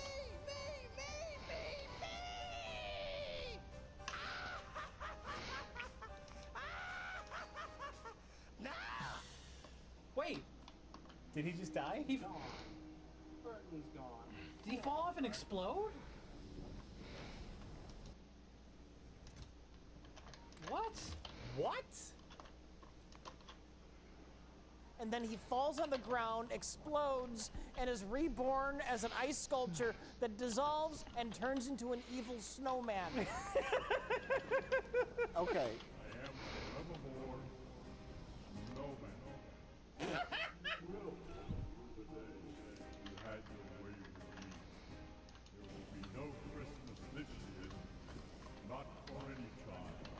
when he dies, he becomes an entity, really. He becomes. We're talking about a Christmas cartoon for children. Yeah. Yes, He yes. just Talk about awkwardly the falls off entity the he railing turns and into dies. after he dies. Yes, he becomes an entity of crystals. Of light, if you Of will. light, yeah, some sort of material, and he chooses the form of a snowman, probably to mock Santa. Choose the form. Choose the form. of the destructor. Choose the form of the destructor. So then Santa goes to hunt him down in a rocket sleigh ship. And he has a moral dilemma of whether or not to murder him. It's bad. I'm not going to say it's clever. I think they're trying to do like a clever, fun movie, and they even Do you think they're trying? They even advertise songs, and the songs are god awful. Christmas light, when you feel afraid, it's in your heart. It will guide you. Christmas light. The one thing you can forgive is the level of animation, because it's shitty, but it's time era. You know, it's around when it was made, and so it's like CG. But it's just fucking awful. It's poorly written. It's narrated by Dan Haggerty. Dan Haggerty! Yay! Who may or may not have gotten drunker as he recorded his commentary. We're talking about Dan Haggerty. I think this is pretty much a slam dunk thing. He was drunk when he showed up. Santa tells Jennifer the whole story. How Brooks actually turned him into the snowman. No, he showed up and he had, he recorded his first few lines, and then he had a little eggnog, and then he had a little more eggnog, and then he continued. With a little wee nip of something. I mean, and he recorded his lines in July. He just really liked eggnog. Santa clicks his heel, and in a flash, there in sled 2, the snowman. What's she gonna do? They have to involve a kid. She's the purity of Christmas. She's the one. Remember, she tries to make a secret deal with evil snowman in the vagina. Remember, Rich is the one that pointed out that it looks like a vagina. I'm just saying. She goes inside the vagina lips into the vaginal canal, meets up with evil snowman.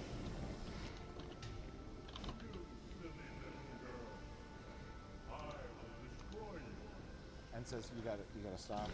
You're mad." And then we get the best song. Then the best song in the movie. Bullshit.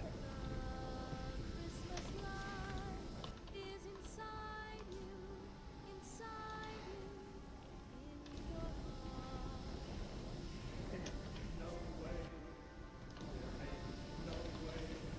Children of all ages will marvel at dazzling computer animation, special effects, and 3 wonderful new Christmas songs, and we did not get 3 new songs. We got 2 new songs and a 3rd song that was parts of the 2 other songs. A medley is not a new song.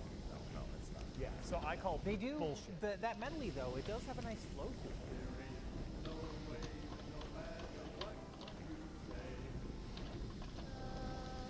Christmas light is inside you. Who's the company? Well, while Jay looks that up, I'm just going to recap the end of the film in case people are wondering. Spoilers ahead. And if any of you had your own fan theories about Snowman's origins, it's in the film. He explodes in a firework in his own factory and suddenly becomes a snowman. But she says, "I'm going to sing the Christmas song," and then he melts. And then Santa comes in and goes, "Whoa, you killed him." You did your best, and in the end, so did Burton. Not to be. No, it can't be. I won't give up. I won't give up.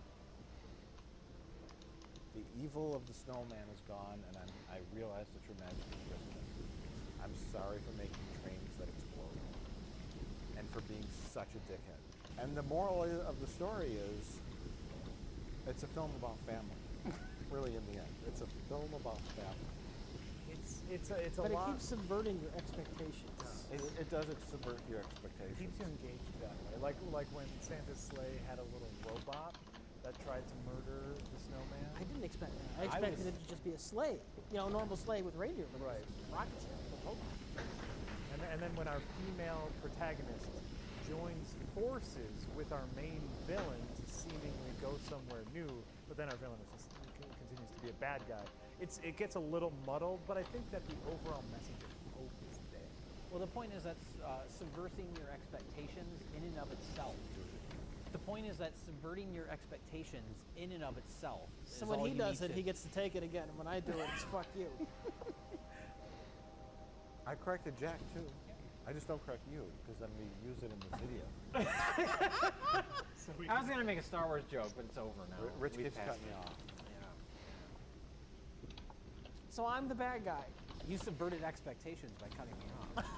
And as we all know, subverting expectations in and of itself is an accomplishment, regardless of how satisfying it is narratively. You know, I like plot twists that make the story less interesting. But the best part about, you know, the Christmas light is, you know, it's a story about a snowman. You see, I subverted your expectations by subverting the subversion. That's immediately and the satisfying. thing that you thought was going to happen in the first place happens. Nothing was accomplished, but I'm satisfied because you subverted my expectations. Yay! Star Wars, in theaters now.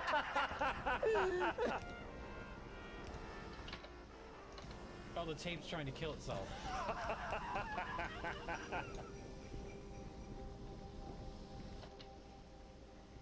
Our final film tonight, Night of the Kick Fighters. Possibly one of the best titles. We had to Google it because I was like, is kick fighting a thing? Oh, it was called Night of the Kick Fighters? Night of the Kick Fighters. I thought it was called Kick Fighters. No, it's called Night of the Kick Fighters. And there were multiple trailers before the movie that also had the word kick fighter in it. Revenge of the Kick Fighter. So we were like, is this a thing? And we Googled it, and it's not a thing.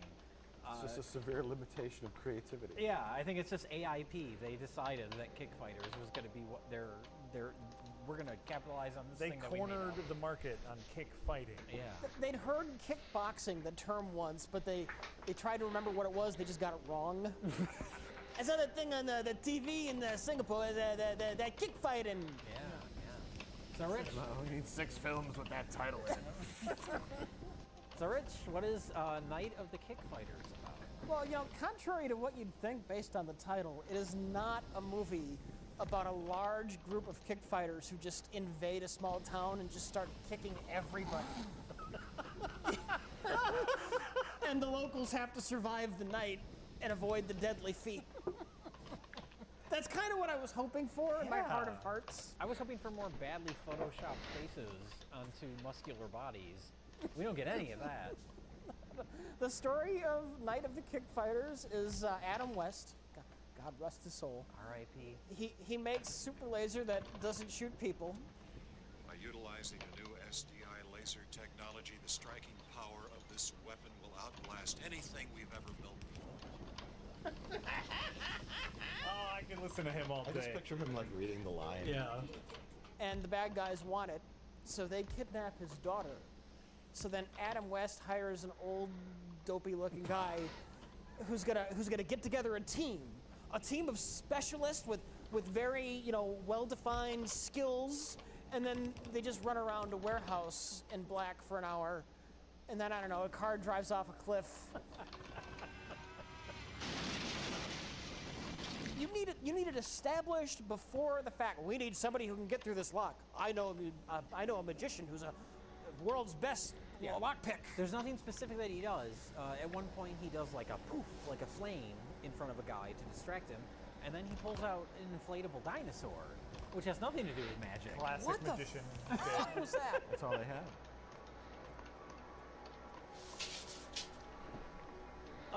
As you mentioned, our main action hero, every new scene that he shows up in, I thought he was just a random guy. Every single time. Are we on Kick Fighter again? Oh yeah, that's him. I keep forgetting that's supposed to be our action hero. Oh, wait, maybe that's not it. Yeah, he got hurt. That was good. Kick Fighter looks like little Vladimir Putin. He's the most unmemorable face. Yeah. Worse so, it's a similar situation to Karate Cop, which is Dad wants to make a movie as a vanity project. We have Ron Marchini here. We have what's his name? Andy Bauman. Andy Bauman. Your uncle. No. Uncle Andy. We don't talk about Uncle Andy. Oh, okay. We don't talk about him anymore. He had such a successful business, and then he put all of his money into that Kick Fighter movie. And now he lives in the backyard in a trailer.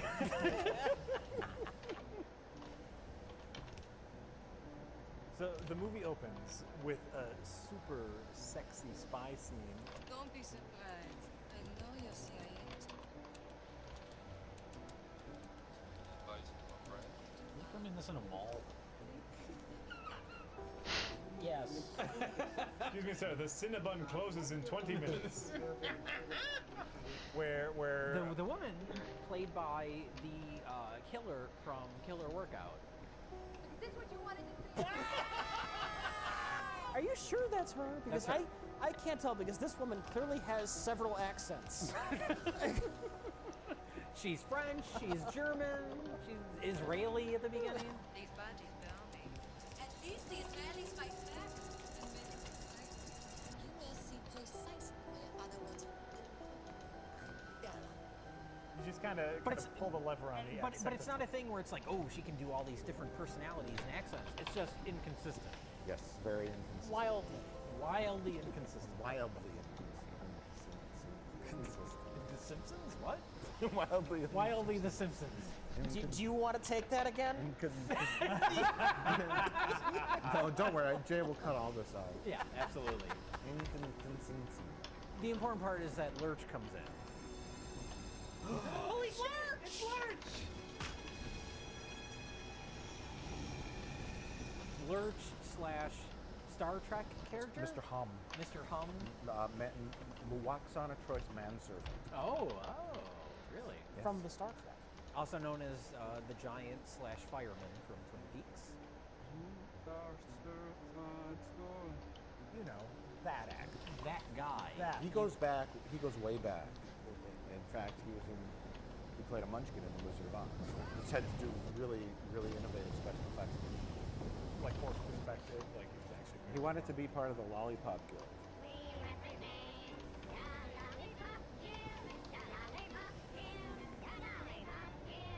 And so they stand way back there. They invented like this crazy new like super lens to like fit him in the shot. It's half the production budget. He was a diversity hire for little people. Oh yeah. Oh. That's why the beginning films weren't filmed in color. They had to save money. Mr. Fleming, we have 50 agents. Extremely tall man. Balance everything. Or no, we can only find 50 midgets. We need 51.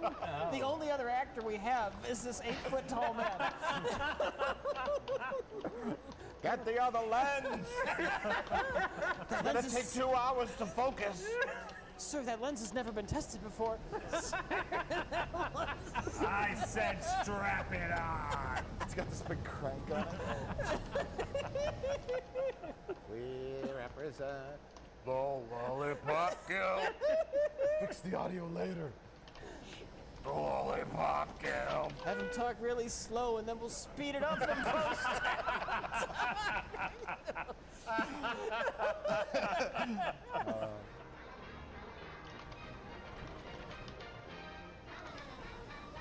But he has to assemble this ragtag team to rescue a woman that's been kidnapped, Ocean's 11 style.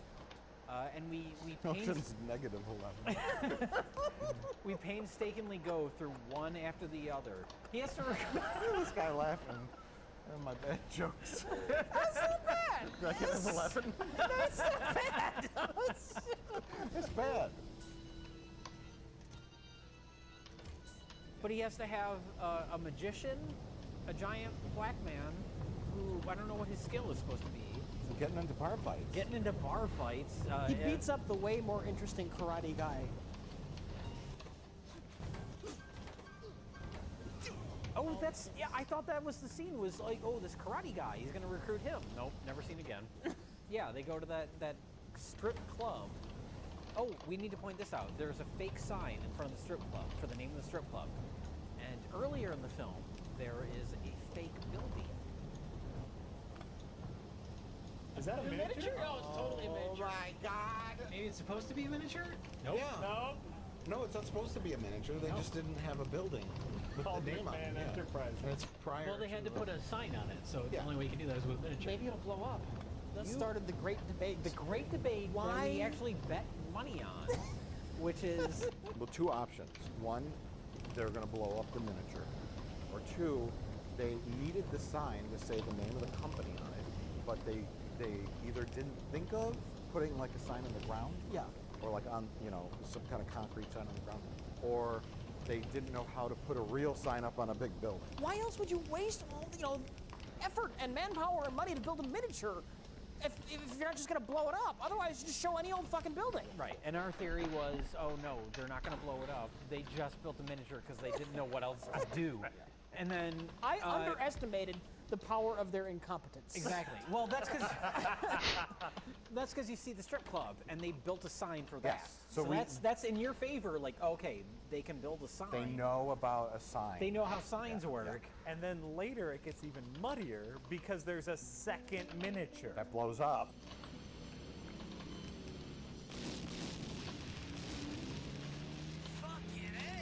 The bar in this, though, is one of my favorite B-movie sets of all time. It's so sad. It's amazing.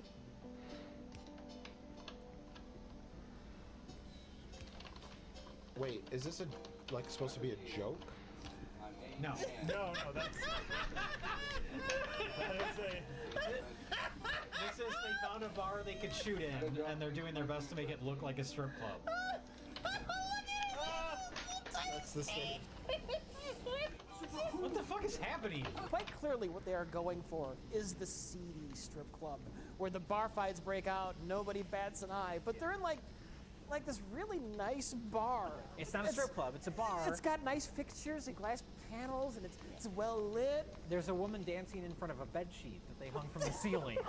on what is she standing on, like a cardboard box? The stage is no bigger than this table. Yeah. It's pathetic. It's pathetic. It didn't make me sad. It's just supremely pathetic. Who are these people? We have the hacker woman who doesn't do anything and then dies via the teleporter device. What? No, that's in Karate Cop, but it looks like a teleporter device in Night of the Kick Fighters. It's the same fucking thing. So she dies. We didn't even know she was dead at first. Like, have her blow up or something. Yeah. So she puts her in there, and it's like this green like energy comes over, and she's like, she's I'm doing dead. like- Oh, she's and dead. then they're like, oh, she died. And then they carry her out awkwardly, and then they're like, okay, you're next. Boring guy.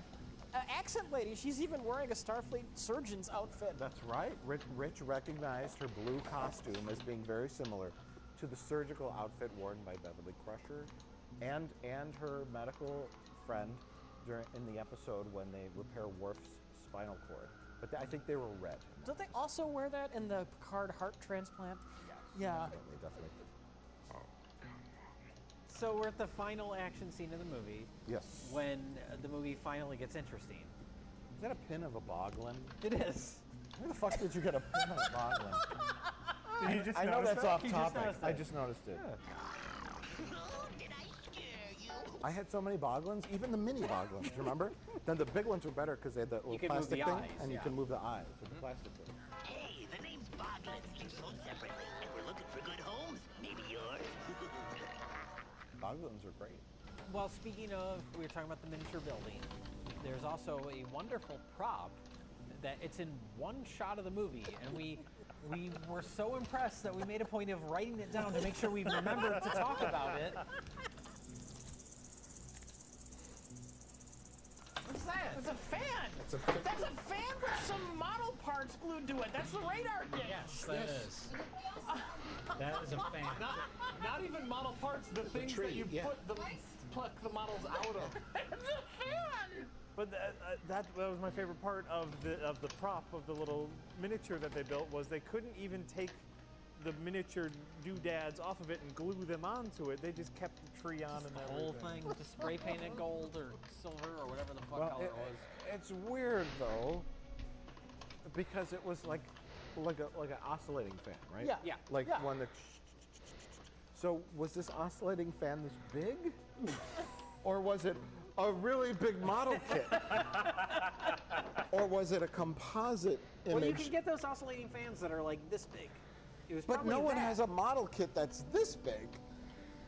It wasn't that much bigger than the fan. It was like, I think it might have been glued somewhere up on the back. This is what I'm talking about. This is what we're talking about. This is our conversation. Welcome to the show, Mike. This is what we do every fucking episode. Oh, jeez.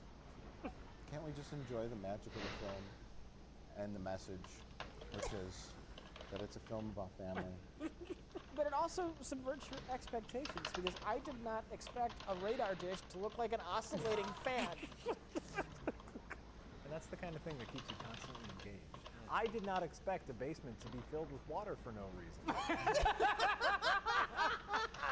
Somebody turned on the crank that opened just the thing that Flood of water to this hallway.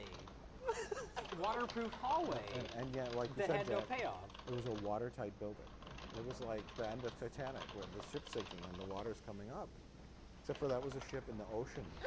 And this is just a building where the water has plenty of places to go. Yeah. Buildings usually don't fill up with water.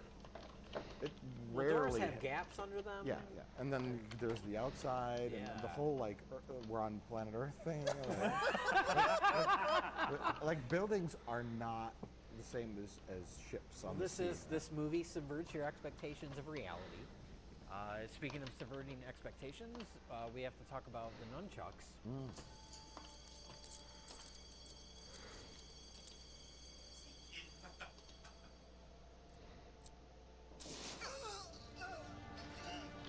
He has nunchucks. We've never seen him use nunchucks before, but the idea it was He's a kick fighter. He's a kick fighter. It was supposed to be an Indiana Jones moment. But he's doing the fancy nunchuck stuff, but then the nunchucks are actually gunchucks. But it was nice. We don't even have a Gun Chunks, TM, Red Letter Media. Gun chunks? Gun chunks. Little pieces of guns. Richie, tossed in a stew. Gun Fuck chunks. my life. You know what? Rich needs a T-shirt that says, "That's staying in," and you can just wear it. Wear it all the time.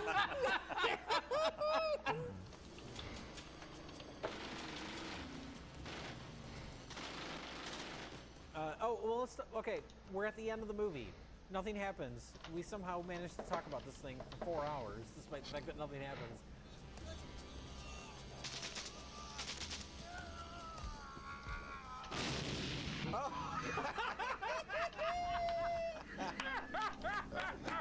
Oh, that was exquisite. That was exquisite. That was beautiful. He stumbled into a bunch of burning oil barrels that then cut to an unrelated explosion of oil barrels. That was great. That was great.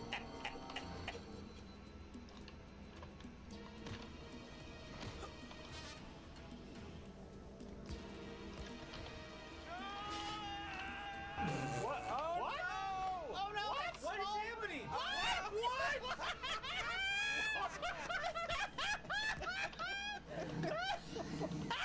minute! What the fuck just happened? They got scared by a... No. They showed the ground for a second, and it was like a 5-foot drop off. And so they saw it coming, but it wasn't as big as that. And then they fell into the jungle. Driving straight towards that the whole time! They didn't notice it until the last second. But the ending is on par with Blood Debts, if you ask me. Nothing. I take it back. Reel Nothing it will back. beat that reaction. I'm going to say it's a few levels below Blood Debts, but it is amazing because Israeli, French, German, Inuit woman of 1,000 accents her escape is to get into a speedboat.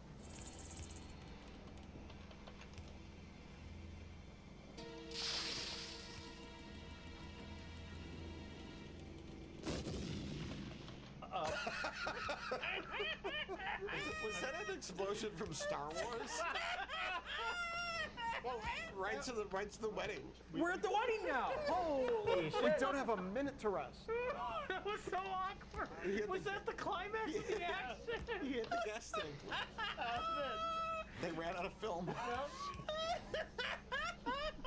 They used the Star Wars explosion. Well, and then the wedding happens. The daughter's wedding. The daughter's wedding, and apparently she is a loser and has no friends because the only people that show up are the Night of the Kick Fighters people. Well, except for Kickfighter, who doesn't even bother. Where's Brett? He said he'd be here. I think he needed some time alone.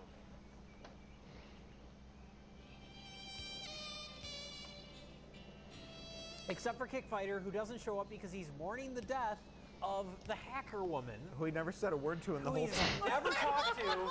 She's not a character, but everyone's at the wedding like, where's Kickfighter? Where's Kickfighter? And they're like, oh, he's mourning. What the fuck? What was that? That's not the end, is it? No building blow up? No building blow up! It might happen after the credits. What kind of ending was that?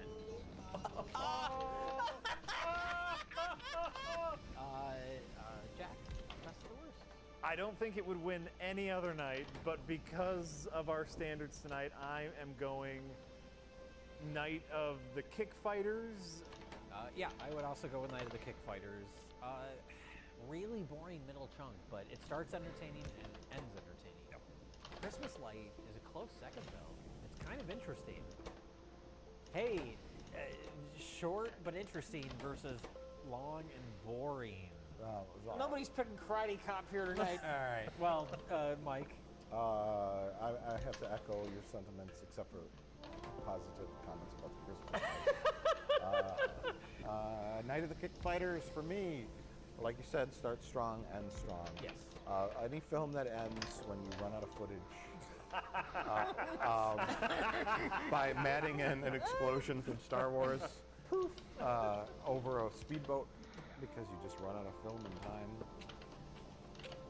It subverts your expectations. It really subverts your expectations. Because as long as you subvert expectations, it doesn't matter what you do. Yeah. The important thing is subverting your expectations. Right. Narratively, it might, make your entire movie fall on its face, but you subverted expectations. Adam West had love for his daughter. He never came back in the movie, did he? No. He was Of course at the not. wedding. No. At the end of the day, it's a film about family.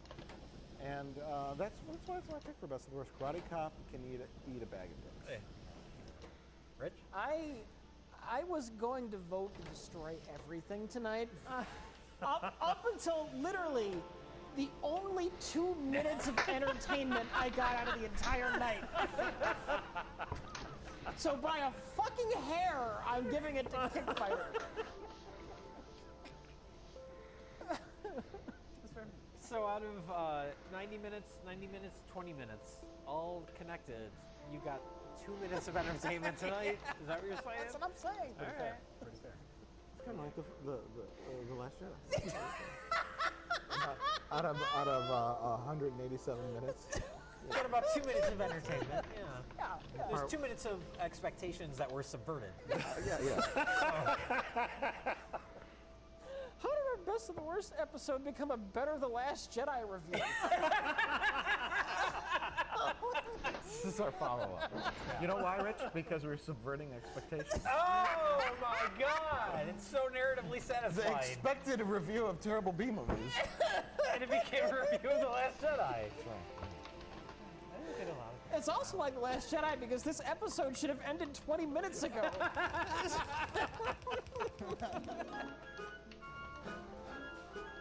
All right, guys, it's time to kick Karate Cop into space. But remember, we've all got to kick it at the same time and just as high as he kicks on the cover. All right, we ready? 1, 2, 3.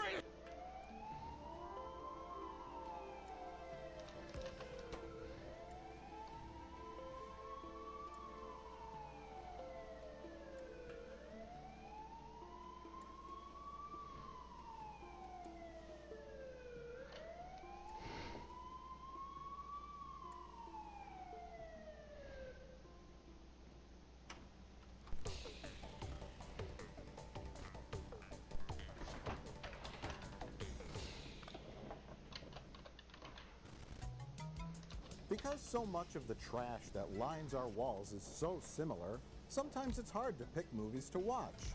Not anymore. Today we've compiled 30 plus commonalities with all the movie boxes, titles, plots, and so on. Things like man holding gun on cover.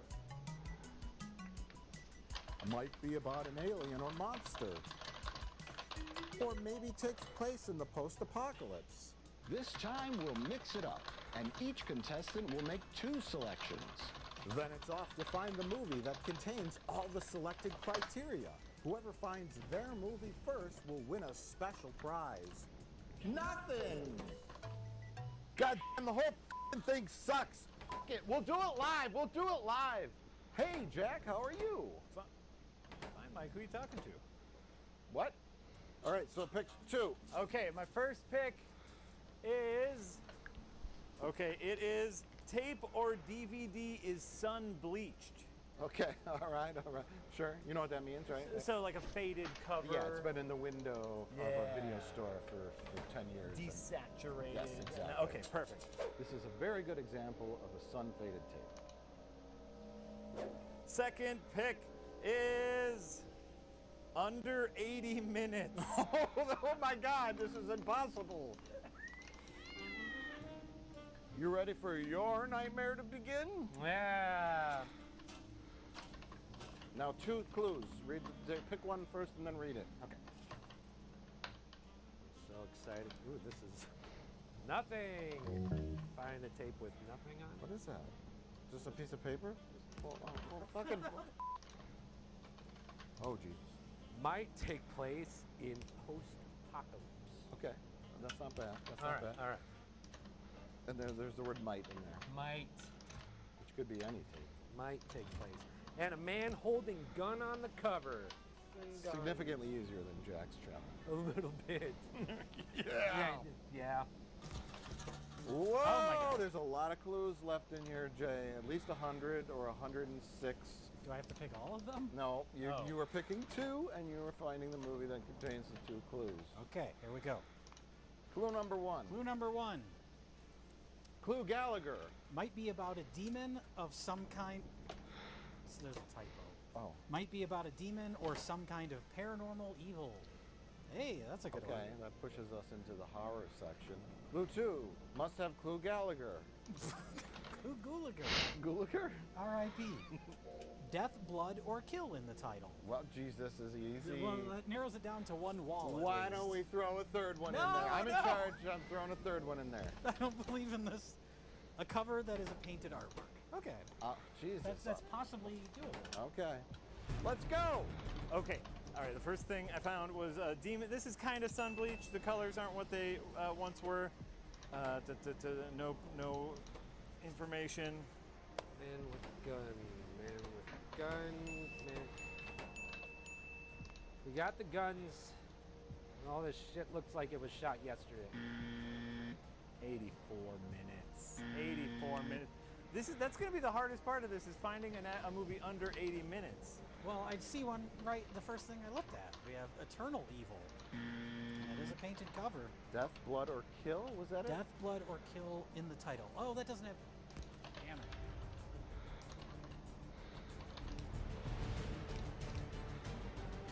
Do you smell distant thunder? No, I smell post-apocalyptic. Something smells like metal fused with skin. That's a little sun-bleached. 87 minutes, son of a bitch. Now, Jay, if you get real desperate, you could dip into DVDs. Don't forget, there's a lot of horror DVDs. What about Virtual Assassin with Michael Dudikoff? I just saw it.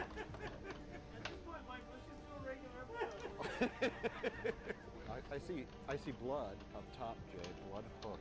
Wait, check that one that I found before. Right. Great Skycopter Rescue. I see it right there. Where are you looking? Well, oh, there it is. That's very sun-faded. 1 hour, 36 minutes.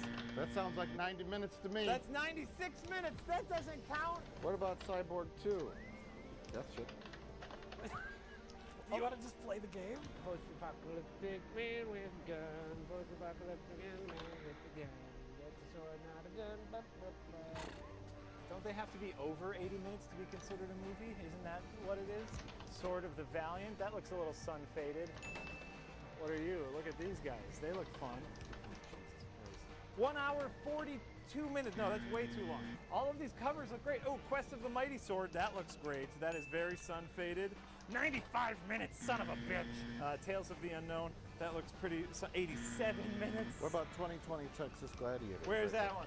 Right there. What do you see? Yeah, it's like, imagine the covers of these tapes are like avocados, okay? This does not look like a movie I want to watch, though, I'll be honest with you. Maybe you should try finding a movie that's under 80 minutes and then like going outside and leaving in the sun. Maybe that would work. Silk 2.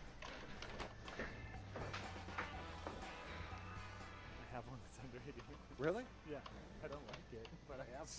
Wait, okay. Silk 2. The sequel to Silk, which is one of the only movies we ever abandoned. That actress was the terrible lead actress from Beastmaster, not Beastmaster, Death Stalker 2. Oh. Stalker? Stalker!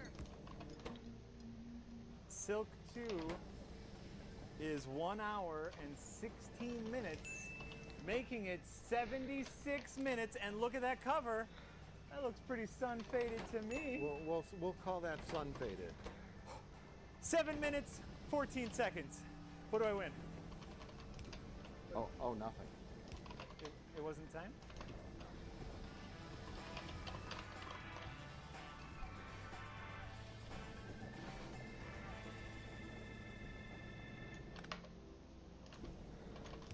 Execute!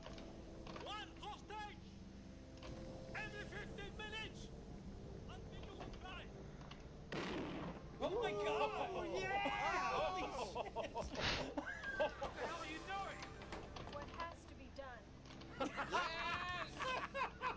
That's what got her the Death Stalker roll right there. Yeah.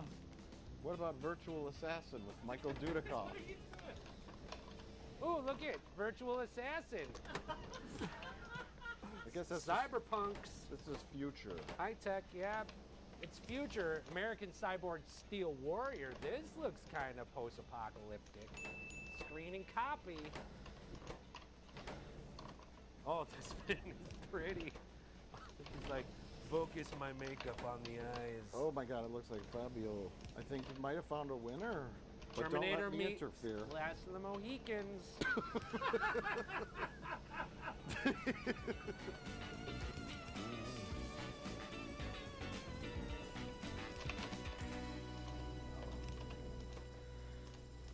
Oh, the whole thing just died. Whoa. I'm gonna go over to DVDs. Oh my god. Oh my god. Oh, it's overwhelming. Oh, look at all these movies with blood in the title. Bloody Wednesday. Not painted. Blood of Heroes. Why is this in the horror section? Blood Freak. Blood Freak. It looks like a giant chicken monster. What is this? Only the blood of drug addicts can satisfy its thirsts. Oh, okay, I'm into this. Okay. It's got blood in the title. Cover is painted, and it's beautiful. It's a beautiful cover of a giant chicken monster. Okay. And then what was the last one? Might be about a demon or some kind of paranormal evil. The possessed bird is evil, paranormal. It's about a chicken monster that eats drug addicts. Okay, dude, yeah.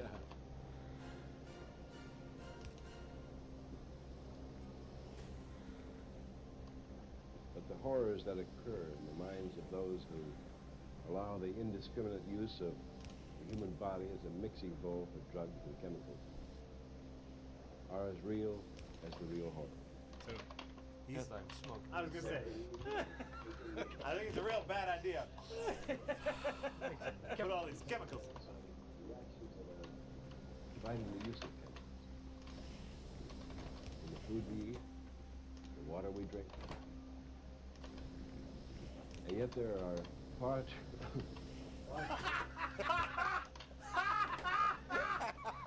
You want to take that again? Nope. Nope. All right. These things are fucking killing me. complaining Anyway. about chemicals and the dangers of drugs. Okay, so He's gonna die in the middle of the shot, isn't he? Is this intentional? yeah, This has to be yeah. intentional. Okay.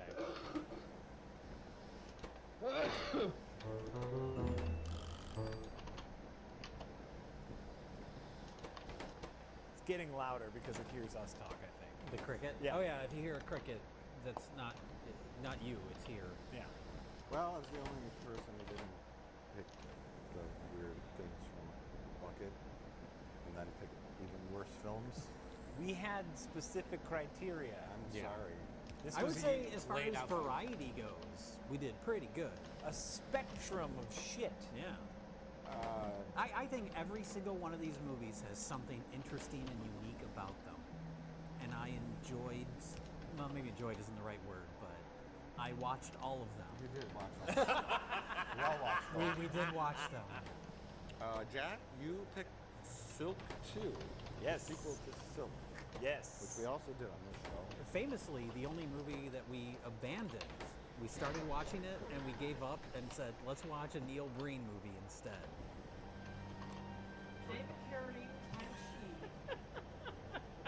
It's going to be better. This is like emergency situation. I think I had the hardest time. I had the hardest scavenger hunt out of anyone, and I was initially ready to put this back after I realized it was Silk 2. But then we realized who was in it. Deathstalker 2 lady. Monique Gabrielle Eyebrows. from one of the best bad performances we've ever seen in Deathstalker 2. This is real bad. The princess is being imprisoned by Jarek. Wait, she's not Silk 1? She's not in Silk 1, she's Silk 2, which is why this movie should have been Silk TOO, like Teen Wolf 2. Yeah. Well, I will say, as far as bad acting goes, this was not Monique Gabrielle's best performance. This did not top Deathstalker 2. She was hilarious in that. There's a couple of good lines This in movie did not have the quality direction of Jim Wynorski behind it, so... Is your work exciting? It has its moments. What do you do? I'm in pest control. Oh, you put me on forced leave. That means I am on my own. Chris died trying to recover the scrolls for you. I will finish what he set out to do. No. I want you to arrange a meeting with a Japanese art collector called Kashi. I want to know if there's a tick to her talking. Like every third word, she has to raise her eyebrows. This is an MGM United Artists released home video. I mean, quality-wise, it's far superior to these, but it's weird they would make a sequel to something that most certainly flopped or was a failure. It must have done business somewhere in the world. Maybe not in the U.S., but it was really big in Hungary. Yeah. Now with MGM, they have the lion, right? And supposedly there's that thing. It's like how many roars is like the quality of film. You ever heard that? No. Before? I heard this thing way back in the day. It's like the number of roars the lion gives was the rating of it. So before the movie even starts, the lion's giving his little review? Yeah, he's just like, I think this is just like 2 roars. But Wizard of Oz has 4 roars. Oh, sure. I think this MGM film, The Lion, came out and was just like, It's just super exciting. We did start Silk 2. No previews, no distributor logo, no production company logo. Started straight up in the movie, market quality. Yeah. In the first 30 seconds, we get some wonderful gore that got our expectations up pretty high. That whole opening action scene is great. It's one of those, like we said, like the opening of Indiana Jones or a James Bond movie, where it's its own little action set piece that doesn't really relate to the rest of the story, but it lets you understand the character. In this case, the character of Silk. They won't hear that. She doesn't care. She plays by her own rules. She's gonna blast them all away. I want a body count. Sneaking in is, yeah, that's what you get for making a bunch of fucking noise.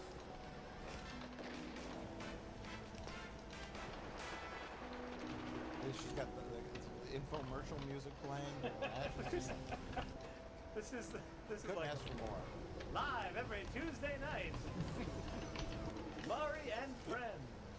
very Cobra, Yeah. where our Silk goes in when the captain says don't do it, but she plays by her own rules. Is that her?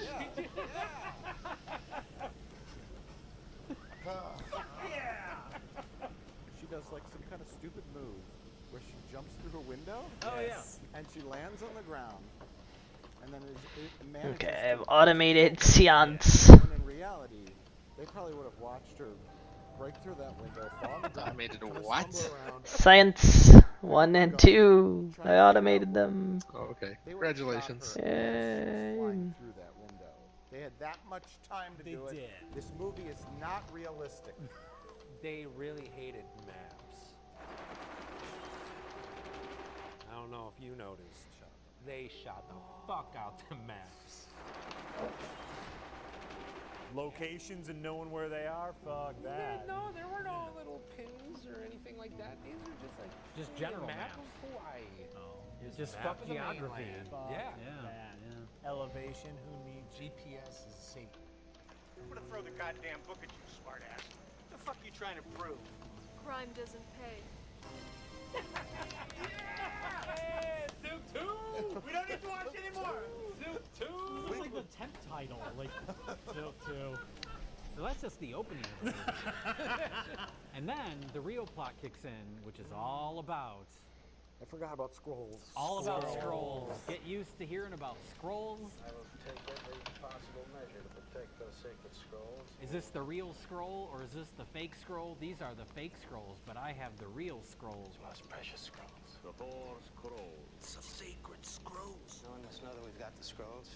Give us our scroll back. Give me the scroll! You trying to get yourself killed? But Silk has one scroll. Scrolls. But they have the rest of the scrolls. What's the plot about the scrolls, Jack? Tell us. It's far simpler than you're giving it credit for, which is there are real scrolls, which are ancient scrolls, and there are fake scrolls. The fake scrolls are there to display while the bad guy steals the real scrolls, insurance fraud from it, but to destroy the fake scrolls. Actually spam. Hiccup Master about the fake scrolls. Invest Master calls it the fake scrolls are there to display while the bad guy steals the real scrolls. Actually, the fake scrolls when spam comes in and notices that they're only to then die. Very simple plot. Shit. When stretched out over 146 minutes, though, it's not quite so much fun. Where you just have scene after scene of people just giving blanket exposition while on Ambien. Kashi! Is it really you old bandit? It is me, old friend. Last night, a very precious shipment arrived from Hokkaido. The four scrolls of the Temple of Immortality, which was in transit to the Gish Museum of Oriental Arts in Kona. Can you talk faster? Dumb youths. I knew I could depend on it. I love you. It was what, 76 minutes long? Yes. And you're like, yeah, 146 minutes. I was like, yeah, it was that long. Yeah. It seemed that long. Yes. Because they popped off right, and once the eye came out, we were just like, yes, this is gonna be. Oh, scrolls. Scrolls. But to counterbalance that, we had gunfights, we had high-speed chases, we even had a nudie titty flop fight. Yes, yeah. That was a little unexpected.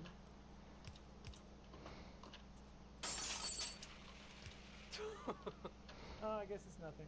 Hey, that's my thing. Oh, that's how they heard me. You learn. Oh. So just keep going and showering. Yeah, it's not too concerned about her windows being busted in, I guess. It's so common for her. She does it all the time.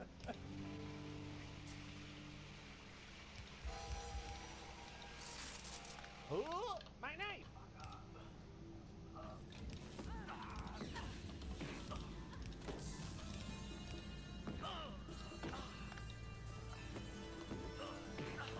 Are they made of cardboard? They keep The sound effects are terrible.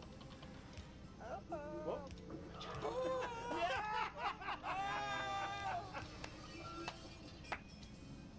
Action. Oh, that is unattractive face.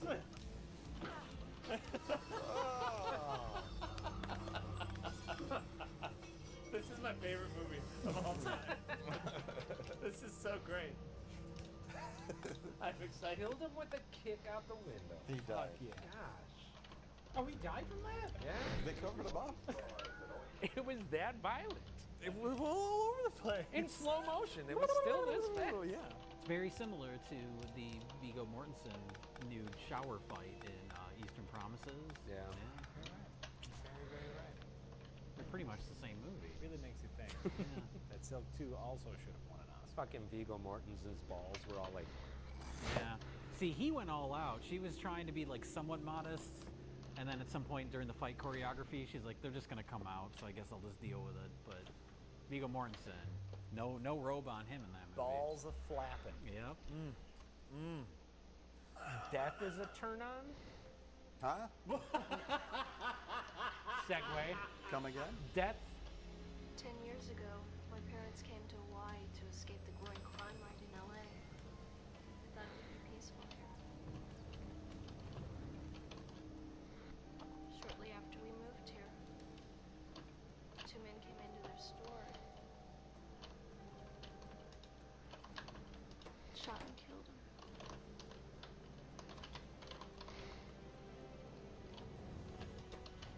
And cut. That can't be. Talking about dead parents. No. Not even a transition. Like, not even a change in the conversation. Right. No. My parents were murdered and my partner was murdered. Let's fuck. My parents were shot in the face. Let's fuck. Yeah. Tell me more sad stories. Who else do you know that's dead? Died in front of me, and when he took me to the zoo, he had a heart attack. Oh. This isn't even soft focus. What is this? After divulging Silk's backstory that her parents were brutally murdered in front of her and their faces shot off after they moved to Hawaii, he said, "Great, let's bone now." He said, "Want some of my spam?" It's like, is that a weird Cockney accent? Said, Named "Hey, Sperm? don't knock it. It's got its own opener." Ooh. I'm sorry, it's got its own. It's got its own key. Sorry. Go ahead. Yeah. So we're referencing George Romero's classic film Dawn of the Dead. That's a line from that motion picture. Don't knock it. It's got its own key. I think he said, "Hey, my meat could be processing something." Processed meat. Do you want something slimy that smells terrible? How about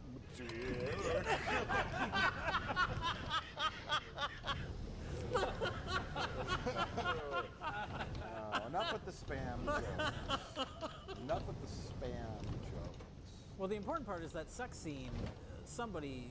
I hope somebody got fired for this blunder because the camera fucks up. Yes. The lens is fucked up. Something's fucked up.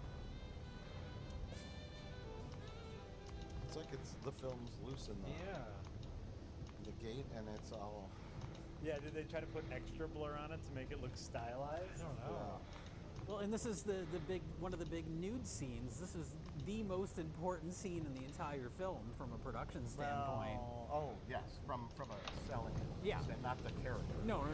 In terms of like, this is why a movie like this exists. Oh, it's all fucked up. What do we do? I guess this is all we get. Blur it, make it look artistic. Yeah. Right. You know, soft focus. Can we go softer? Can we go softer? Yeah, and as we talked about during the screening, it was like, oh, well, why not reshoot something like this? It costs money, it costs time. Our actress is like, yo, you want me to be nude again? That's going to be extra money. I guess we'll just release the messed up version. But I think they did a really good job of peppering in those action sequences. I'm going to bring up my favorite action sequence in which Silk and partner have to stop the robbery of a knick-knack shop. Please have your wallets. Oh no, it's Frankenstein! This is a stick-up. The Pearl Harbor Memorial Gift Shop. Get back. Get back. They're at the USS Arizona Memorial. Yes. It's that thing that's above the ship. that sunk in Pearl Harbor, and there's a gift shop. And robbers rob the gift shop, which I'm sure is just bursting with money. They were only there to steal the koozies. Like, Yeah. oh, my beer's gonna stay so cold. They just wanted some T-shirts. Yeah. I visited an underwater grave of dead World War II soldiers, and all I got was this T-shirt. Why is there a gift shop there? Anyways.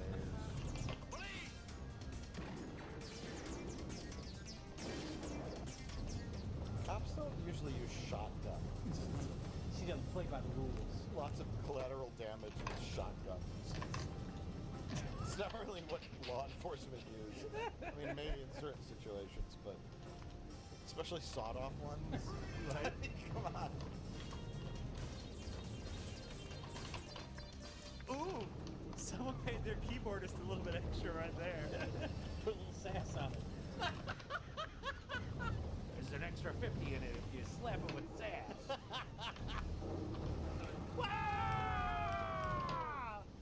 The amount of damage she's causing far exceeds what was in the register at the gift shop. But the action scene ends with her killing a man by drop kicking a Jeep. Yeah! Oh, whoops, I didn't copper wire. Kicked him into a brand new scene. It's too quick though. Like immediately when she hits him, it cuts to the next scene, and the next scene is like 5 seconds long, and then it cuts to another scene. She jumps in the air, and then she turns into a man in a wig. And then his foot goes through the window, and I'm guessing like immediately after that he like fell off awkwardly or something. Yeah. So they use every last frame. And I know I've seen that stunt somewhere before, and I can't think of where, so I'm gonna have to research it, and I'll drop the clip in here. I want to say it's like a Jackie Chan movie or something. Oh, sure. Needless to say, Silk 2 does it better. That should be the tagline for the movie. You like your sex scenes in focus? Fuck that. Silk 2 does it better. The other thing to talk about, the other thing of note of Silk 2 is in action movies like this, you got your action star, you got your goofy sidekicks. Generally speaking, they meet in some sort of natural fashion, or have some sort of past relationship that would figure into them coming along onto the adventure. So we already know Spam's working for Kung Fu Master. He's obviously invested. But then we have Wacky College Girl. So what's their relationship? How far back do they go? Zero. Well, they met on To the a plane. flight. Yeah. To the main island.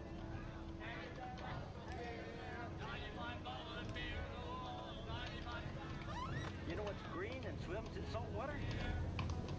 I don't know, Mr. Hackman. Moby Pickle! And she is just their teenage accompanying her father, who has the perfect dad jokes about pickles. Yeah, Moby Pickles. Yeah. So,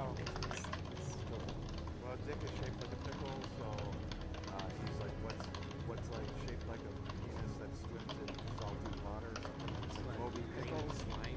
You know what's green and swims in salt water? Yeah, something about like salty. Something green and looks like my dick and swimming in. You know what's green and swims in salt water? Herman Melville's salty water. And he's like, poor Moby. Not my Moby dick because Pickles. you're my daughter. And she's like, Dad, what the fuck are you that talking joke about? is so fucking convoluted. It's Shut like, the fuck up, we're singing bottles of beer on the wall. Where are we? 76 bottles of beer on the wall. All these are singing on the plane, yeah. Well, there's three cliched plot lines. There's the about to retire partner who gets killed. What's wrong, Chris? Oh, this retirement thing. Oh, I'm just menopausing, I guess. There's the love interest who's not a cop who goes along on the adventure, and then there's like the wacky sidekick who doesn't belong there. And they But cram gets tangled up in the adventure. Yeah, they cram all three in there, but they don't focus on any one of the three. They kind of smear them all out. And they keep bungling the cop on the verge of retirement, because there's like 5-6 times throughout the movie where it's like, oh, this is the scene where he's gonna die, and then he doesn't. Don't give him the scroll.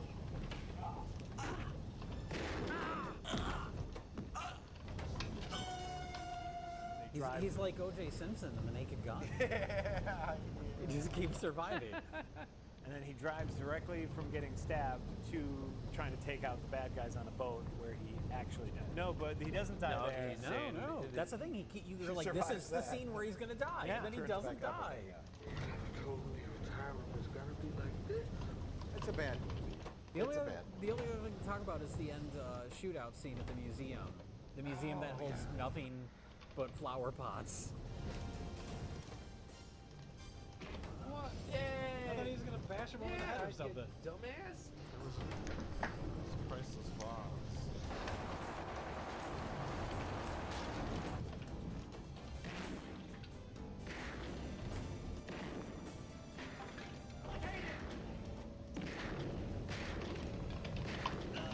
It's just a museum full of vases. Nothing but vases. You shoot me? Yes, I shot you. Nothing but Look at it, they're just everywhere. They're great for blowing up. Yeah. I don't mind like a dumb action movie, but the fact that everyone else is so hell-bent on protecting these scrolls that they're willing to die for it for absolutely no reason. Yeah. And then it becomes like life or death for every character down to the... I'm done with this for tonight. See you stream. Out of the exploding Yes. building. Yes. Because this No, lady that it you met on an cannot airplane an hour ago It said that is. her This is how you are so defeated. best friend in Japan said the scrolls are super important. Yeah. I feel like I'm getting out of this building that's gonna blow up. Yeah. Fuck your scrolls. I am not interested in this. Museums. There's no like